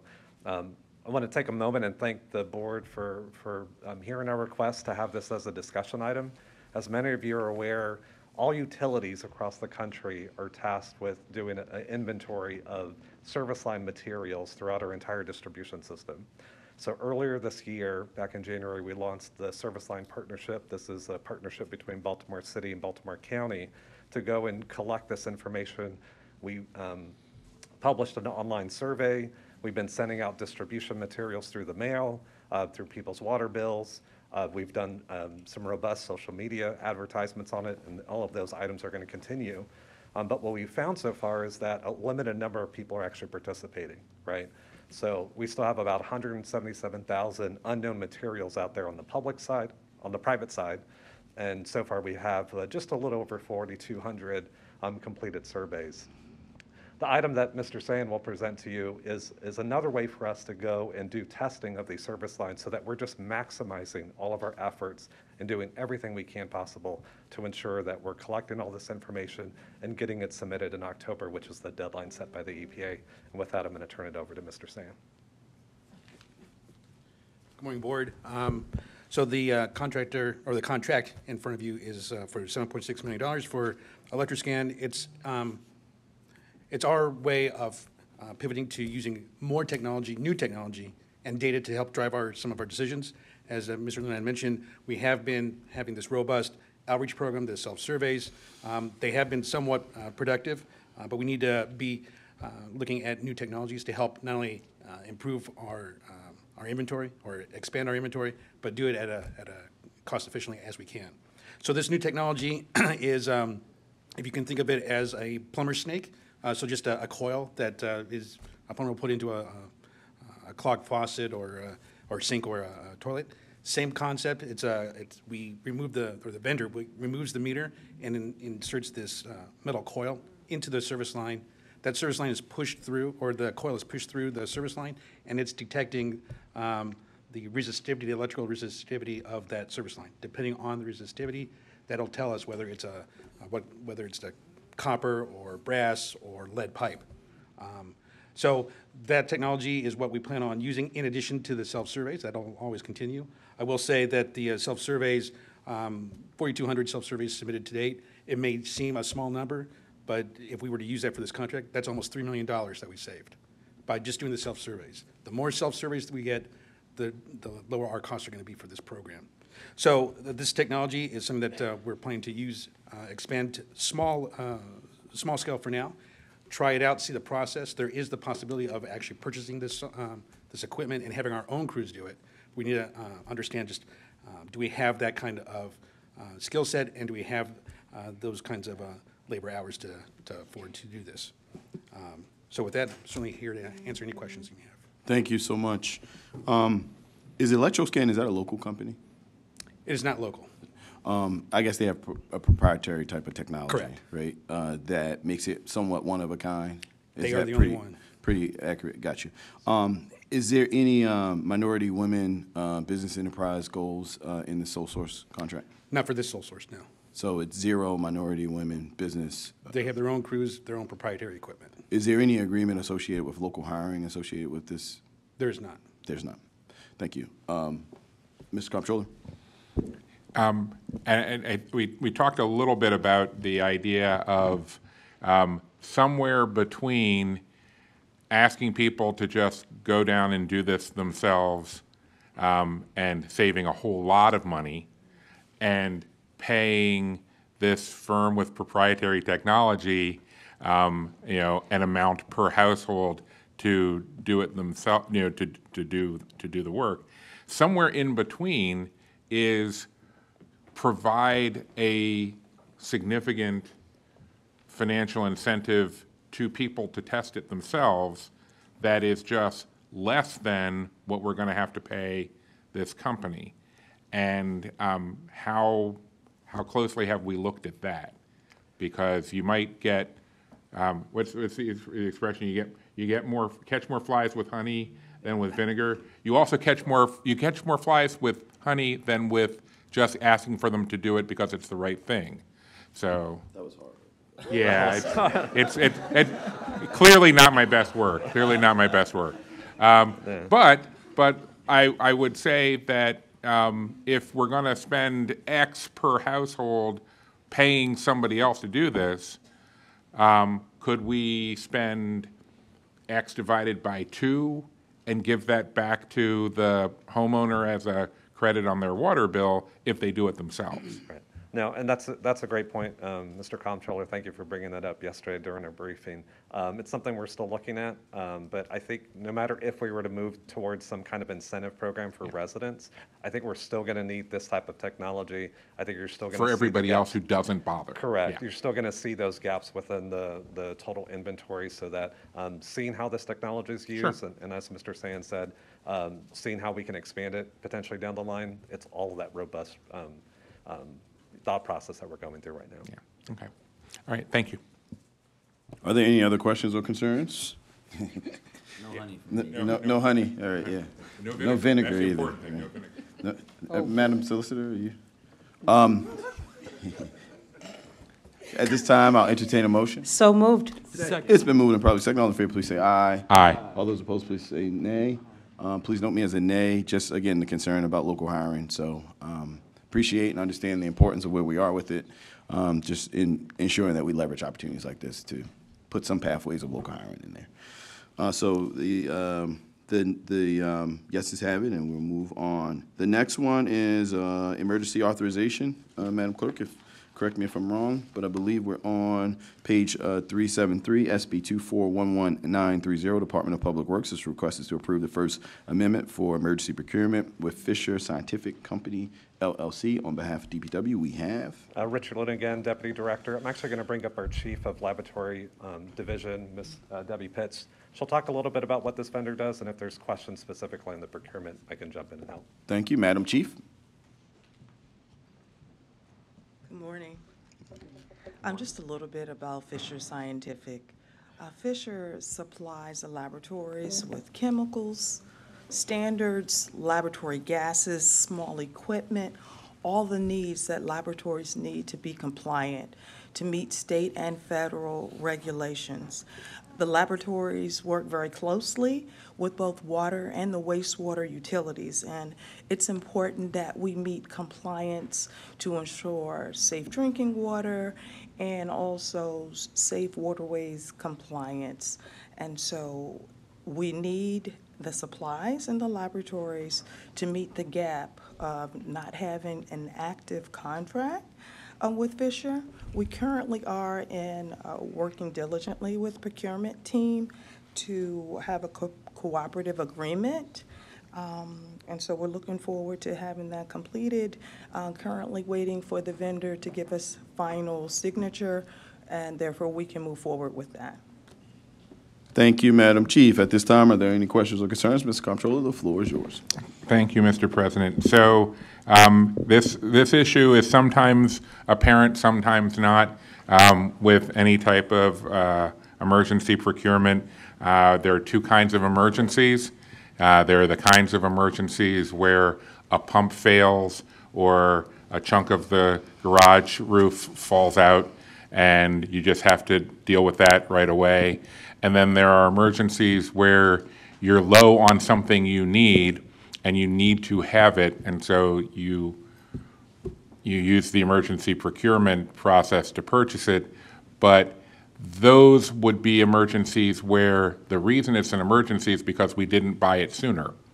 And so in this case, what I'm looking for is the fact that we needed to use the emergency procurement process to get these materials from Fisher Scientific Lab Supplies that are crucial, and which I don't think anyone is denying that they are vitally important.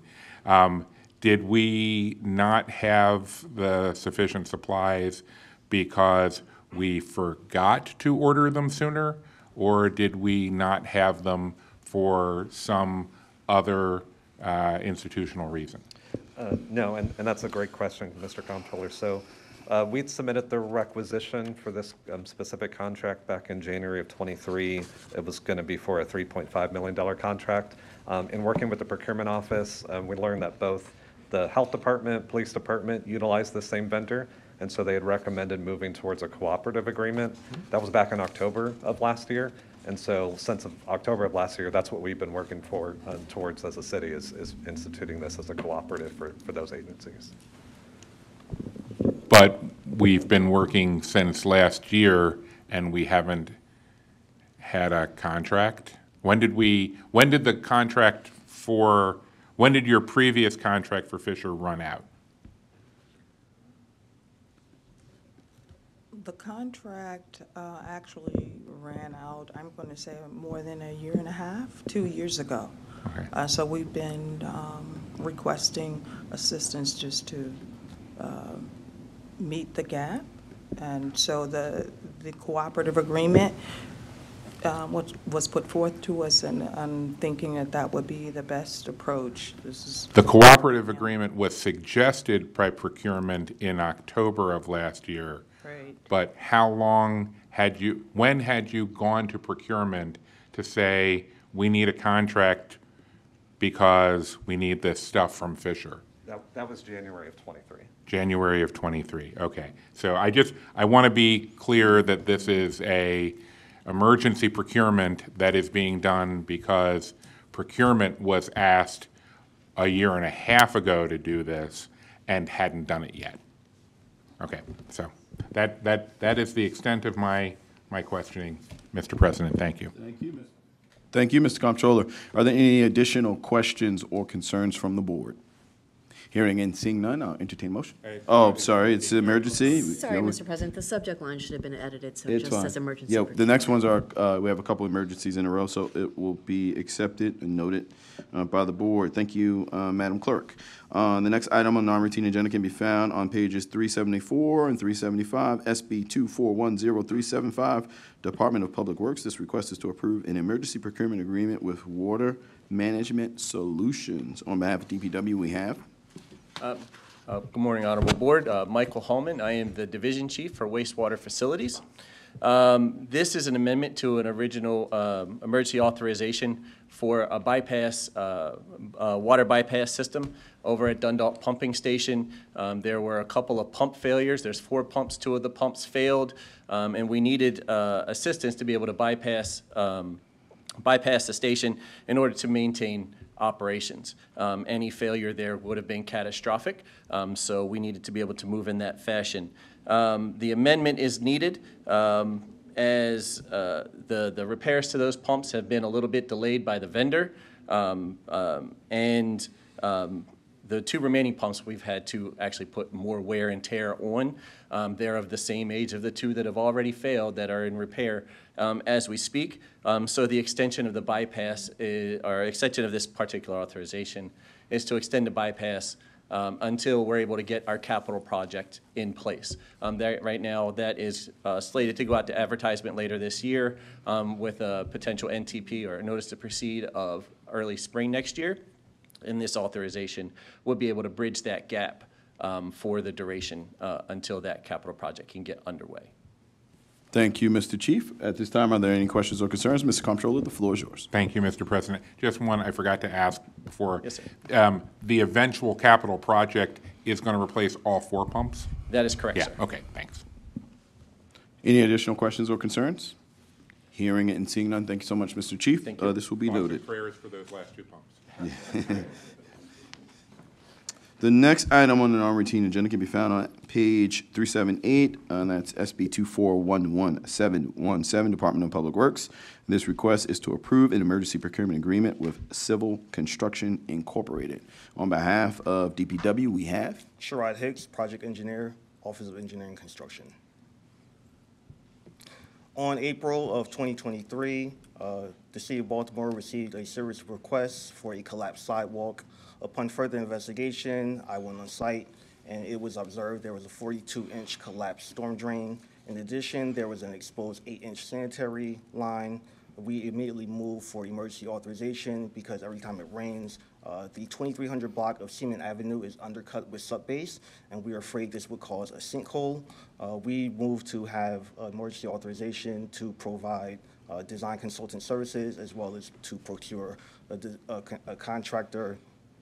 When we moved to mobilize for work, it was determined that the city did not have an ROE agreement with the private property owner. The board approved the ROE agreement in the amount of $75,000 with the property owner on January 24th of 2024. We are in the submittal process, and we have to request BGE to move their utility line. BGE moved their utility line above one of our sanitary manholes, so we had to redesign. We are anticipating construction to start no later than July the 1st. Thank you so much. At this time, Mr. Mayor. And thank you, sir. We talked about this, but I think this is good to put out into the public about DPW's proactive now looking at some of the other similar names and things throughout the city. Could you talk about that? In the last previous 4 sinkholes that the city has had citywide, it's determined that they were at a collapse because of historical storm drains, North Avenue, Monument, Montebello, and now at the 2300 block of Seaman Avenue. DPW has commissioned an on-call consultant to go out and investigate all of our large storm drains over a 42-inch. This 42-inch collapse is the smallest of the previously 4 mentioned. The sinkhole we're currently working on is a 150-year brick storm drain at Lake Montebello, and our preemptive SR and investigation determined that this was one that needed to be constructed. Thank you, Mr. Mayor. Mr. Comptroller? Just out of curiosity, how do you track complaints about emergent sinkholes? So we have a complaint database that our office has put together. Previously, when the city received complaints, they were going to different departments. Now that's streamlined to one department. Typically, it comes through my department, and we're able to decipher the resources in order to do the complaints. Also, our previous Office of Asset Management preemptively did our review of all of our utilities, and we're able to bring that to my department for capital improvement projects, or if it is to be determined for emergency authorization, we make that request as well. Okay, can we talk offline after the meeting? Absolutely. All right, thank you. Any additional questions or concerns? I would just like to say thank you, Director Zaid, for bringing your subject matter experts in to kind of present to the board. Madam Chief, as well as you, Mr. Engineer, you know, the level of detail that you're able to provide and answer the questions is definitely appreciated. So we just want to say thank you for coming in, and thank you, Madam Chief, for coming in as well. We don't get a chance to see the subject matter experts, the ones that, the boots on the ground that's actually doing the work, and we appreciate you for allowing us to do that. Yep. With that, we will have this as noted. There's aren't any additional questions or concerns from members of the board. Thank you so much. Thank you. So this will be accepted and noted by the board.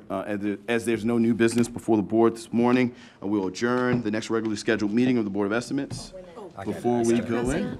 Yep, I just want to make sure that we acknowledge the summer solicitors who are joining the city solicitor and the law department this summer. And we know that, we have two more items. Uh-oh.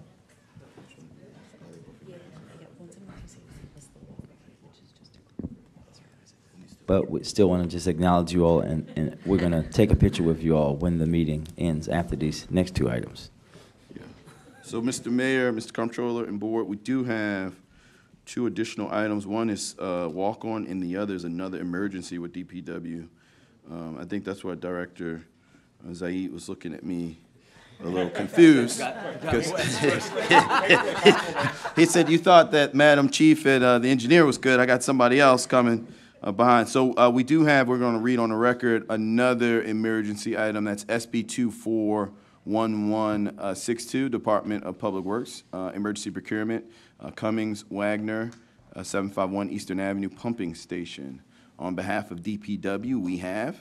Good morning, Michael Hallman, Division Chief, Wastewater Facilities.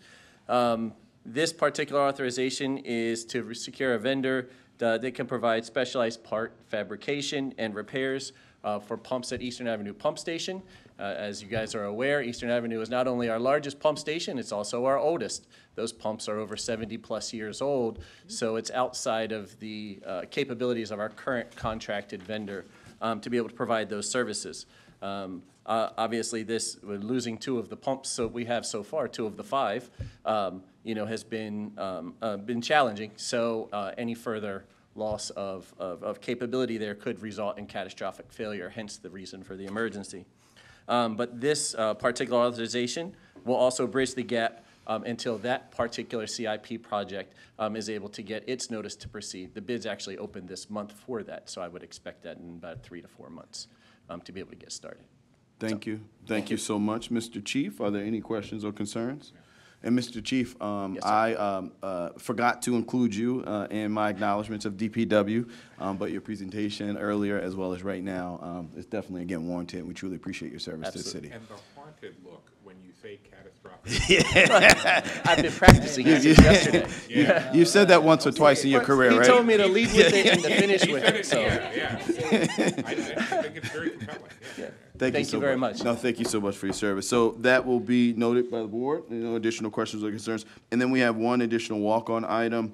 That is, Mr. Mayor, SB 2412156, open price proposal, RFQ 000549, manage, operate, maintain telecommunication systems for the Baltimore Convention Center. On behalf of procurement, we have Mr.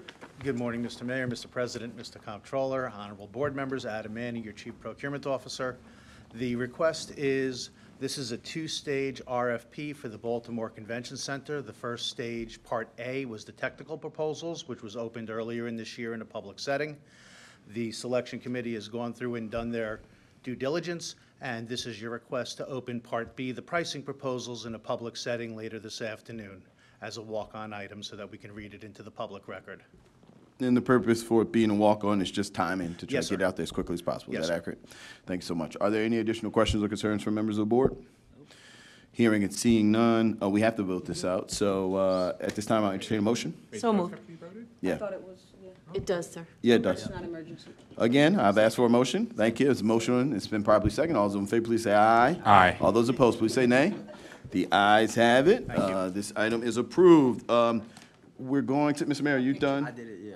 Okay, and, all right, and we're gonna have a picture. So again, let me formally read. As there's no additional business before the desk of this board, we'll adjourn. The next regularly scheduled meeting of the Board of Estimates is now Wednesday, June the 26th at 9 a.m. I'd like to thank everyone for tuning in and joining us. Baltimore, we absolutely love you. Hi, Charm. Thank you, Charm TV.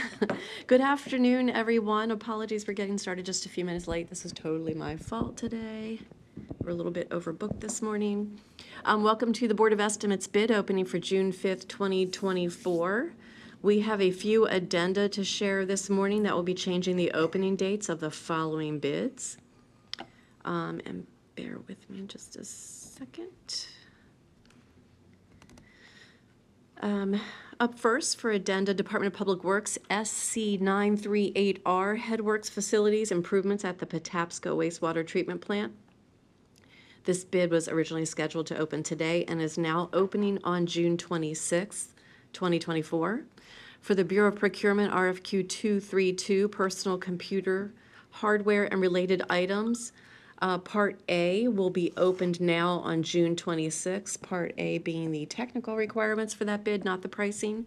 The technical requirements for RFQ 232 will open on June 26th, 2024.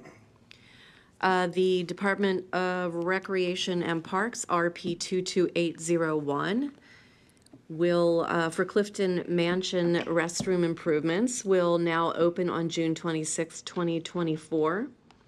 For Bureau of Procurement, RFQ 570, retro commissioning study for a large building.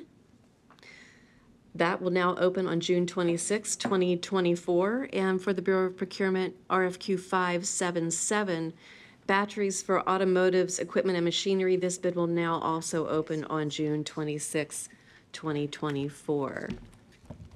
Did I do all that correctly? Very good. Checking with the team to make sure I got that all right. And we have 10 bids to open today. And we will make our way through these to make sure we get it all right. So up first, for the Department of Public Works, we have SC 1005, Herring Run Sewer Shed Inflow and Infiltration Reduction, Area B. Yep. Very good. Our first bidder, and I think this is probably bid bonds. Yeah. Yes. Yep. That we're going to hear about too. Okay, great. Thank you. So up first, we have Inliner Solutions, LLC. Let's see here.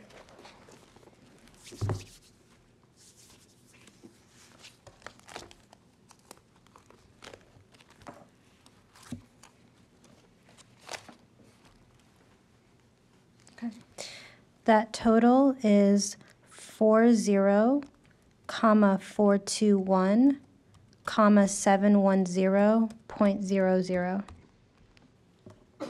And there is bid bond. Yes, there is. And that price, that number was 40,421,710.00. That is correct. That bidder was Inliner Solutions LLC for $40,421,710.00.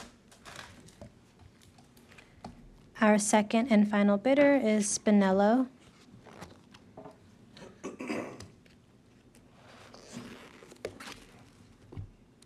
That total is 31,863,300.00.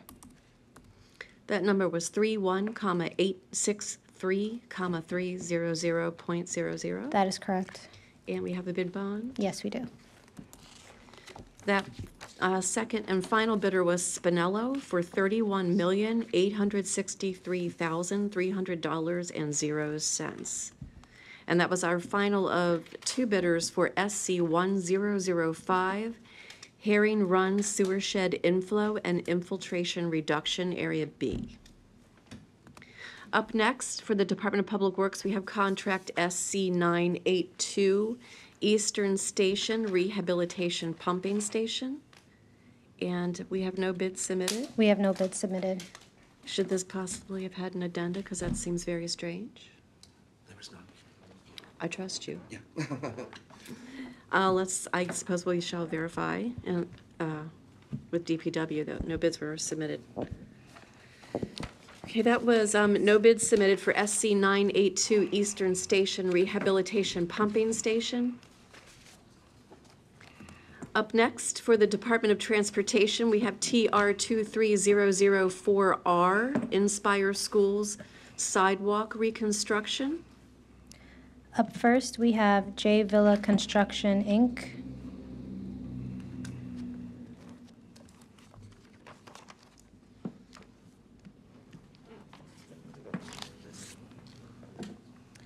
That total is 950,000.00. That number was 950,000.00. That is correct. Does this have a bid bond? I don't see one. Yes, it does. But is there? It does. Yep. Thank you. That was J Villa Construction, Inc. for $950,000.00. Just that. Yeah, just this one.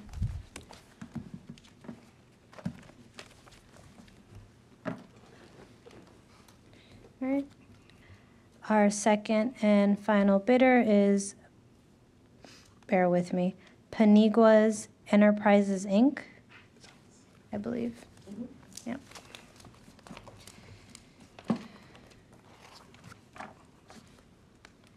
And that total is 925,575.00. That number was 925,575.00. That is correct. We have a bid bond? Yes, we do. And I want to say Paniaguas. Paniaguas. But I don't know if I'm right about that. That's what the Italian me wants to say. All right. Paniaguas Enterprises, Inc. for $925,575.00. And that was our final of two bidders for TR 23004R, Inspire School Sidewalk Reconstruction. Up next, we have for the Department of Transportation TR 23014. This is structural repairs on bridge citywide JOC1. Up first, we have Allied Contractors, Inc.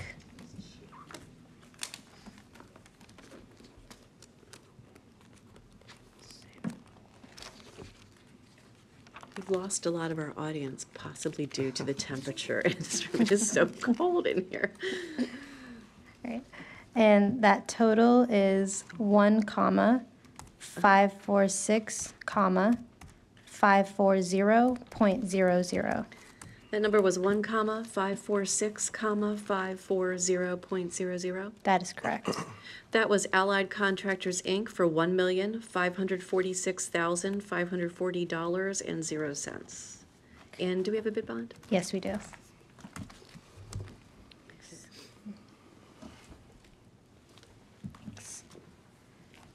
Up next, we have Eastern Highway Specialists, Inc.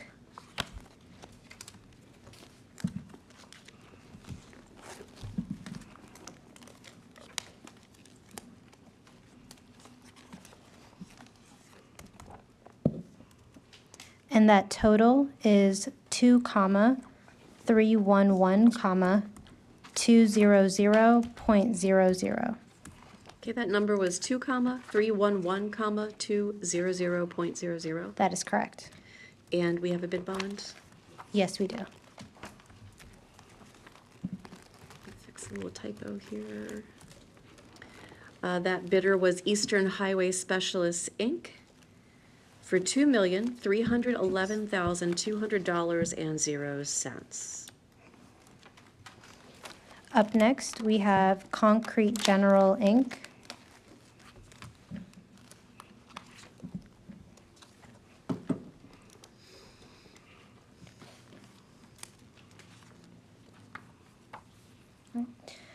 That total is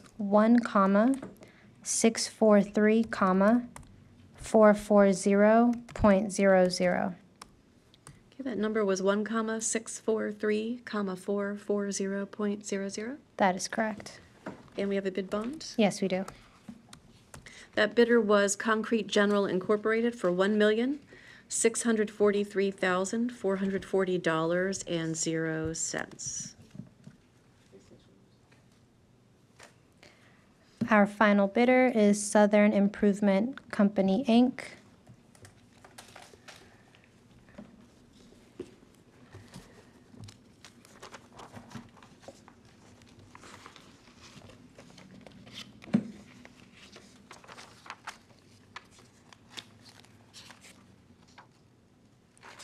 That total is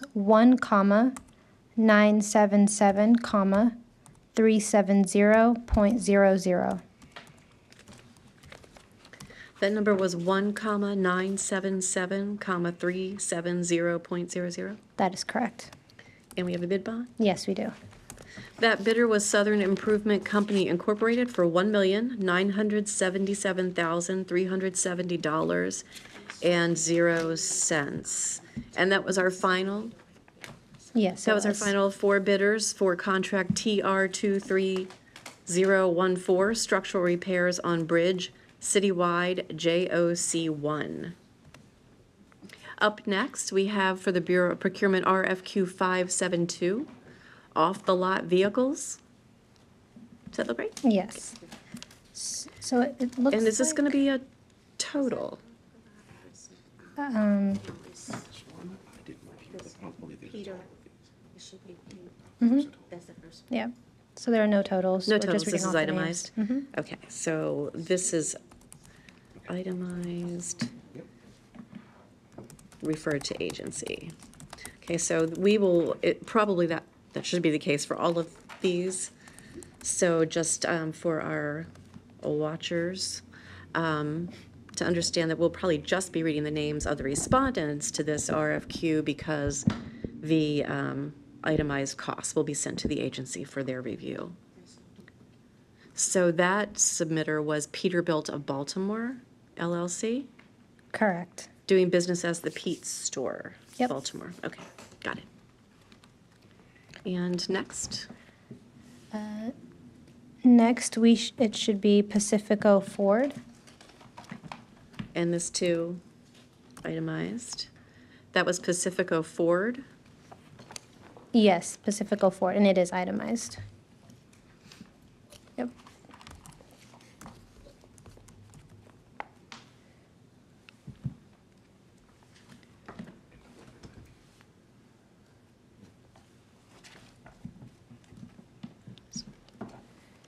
Right. And our last one is, No, that's not the last one. Which one did you choose? It's, she chose for Pacifico. So she has the last one now. the last one is Hertrich Fleet Services, Inc. Abby, is that Hertrich? Yes. Okay. That was Hertridge Fleet Services Incorporated. So that was our final of three respondents for RFQ 572 off-the-lot vehicles. And again, those itemized responses will be sent to the agency for review. Up next, for the Bureau of Procurement, we have RFQ 575. This is for a vacuum kiln. I have no idea what that is, but we're going to learn. We have one bidder, that is IDRY System, and that total is 62,018.00. Oh, I think I know what this is. That number was 62,018.00? That is correct. Okay. That respondent was IDRY iDry System for $62,018.00, and that was our only respondent? Correct. For RFQ 575 vacuum kiln. Up next, for Bureau of Procurement, RFQ 484. This is for high water warning and detection system, install, test, and commission. This appears to be a Part A, and I'm not sure we got any bids for this? We have one So bidder. that must have happened after. Okay. We have one bidder listed. Just have to change that then. Whoops, okay. That was just a note for me, but we do have a respondent. This is, again, RFQ 484. Yes. For high water warning and detection system. Well, this is funny because it says, my note says no bids, but I can see there's an address here. So is this address, well, tell me who this bidder is and we'll compare. Okay. Make sure we get that. McLean. McLean. McLean MCLE. Inc. or Nope, just just McLean Contracting Company, okay. And is their address 6700 McLean Way? Yep. Okay. Now we're synced. Yep. So it looks And this is a like- Part A, so it's just their technical this time? We're not reading the price? No. Okay. That does look like they have a bid bond. There is a bid bond. And there is a bid bond. Yeah. Okay. Okay. Mhm. Okay. Okay, so I'm going to note for this one, the McLean Contracting is the only respondent to RFQ 484. I'm also going to note that this was Part A, price opening to be determined. There was a bid bond present. And up next is for Bureau of Procurement RFQ 557. This is for electrical supplies. We have no bid submitted. Is that right? Yep. So we have no bids submitted for RFQ 557 electrical supplies. Up next for Bureau of Procurement, we have RFQ 562 background check investigations. Oh, this is not right. This is 10. Yep, 9. Oh. This is this one. Sorry about It's okay. Thank you. Okay, thanks. Okay. All right, so up first, we have Kentech Consulting, Inc.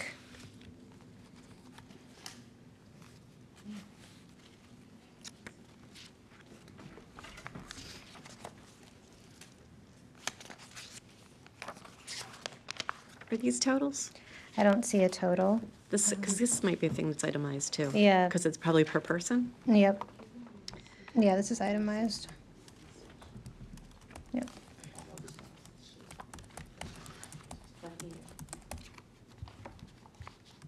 So that respondent was Kentech Consulting, Inc. Yep. Because there's others breakdown.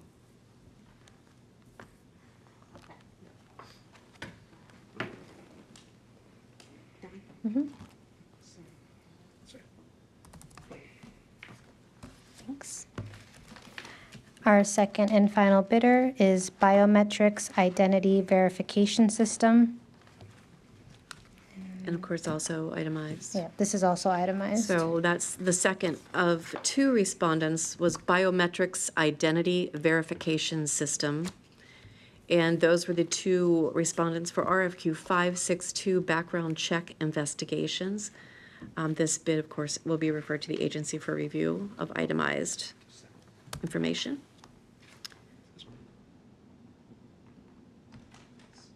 Yep. Just use- Did you read the second bidder? Yeah, okay. Right. Yep. Okay.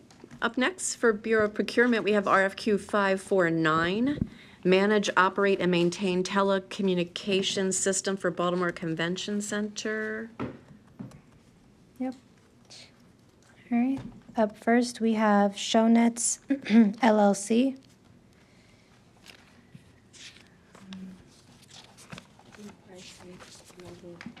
Okay. Yeah, there's no price listed here.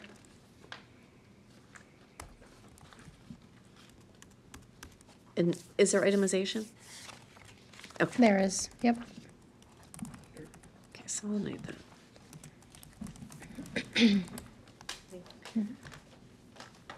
So that respondent was Shownets LLC. There's a word on here, it says Shownets LLC part. Is that just a typo? That's okay. I'm just going to pull it out, so this is clean, pretty clean for you. That was, again, Shownets LLC. And up next? Up next, we have Cox Hospitality Network.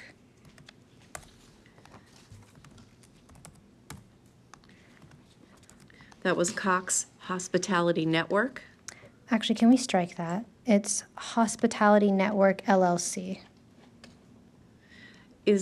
Are they doing business as? No. They just said that on the box. Okay. That happens. We often make our preliminary list from the name that is on the envelope. Yeah. So it looks like this company may use two different names. So what name is on the actual bid itself? Hospitality Network LLC. Hospitality Network LLC. And that's 1700 Vegas Drive? Yes. V Las Vegas? Okay. Itemized, that's also itemized and we'll refer to the agency. So again, that was Hospitality Network LLC. And up next? Our final bidder is Smart City Networks. And that was Smart City Networks. And I'll read through that list one more time for folks following along.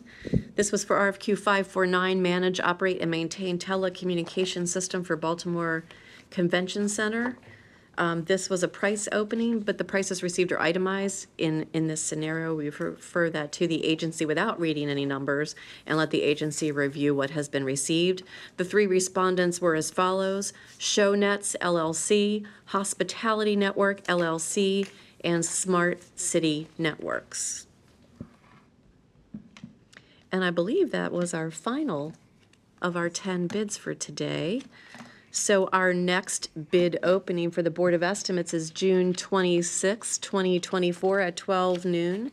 Thanks everyone for joining us today. The results from today's openings will be posted on the Comptroller's website by close of business, if not sooner. Thanks everyone. Thanks team.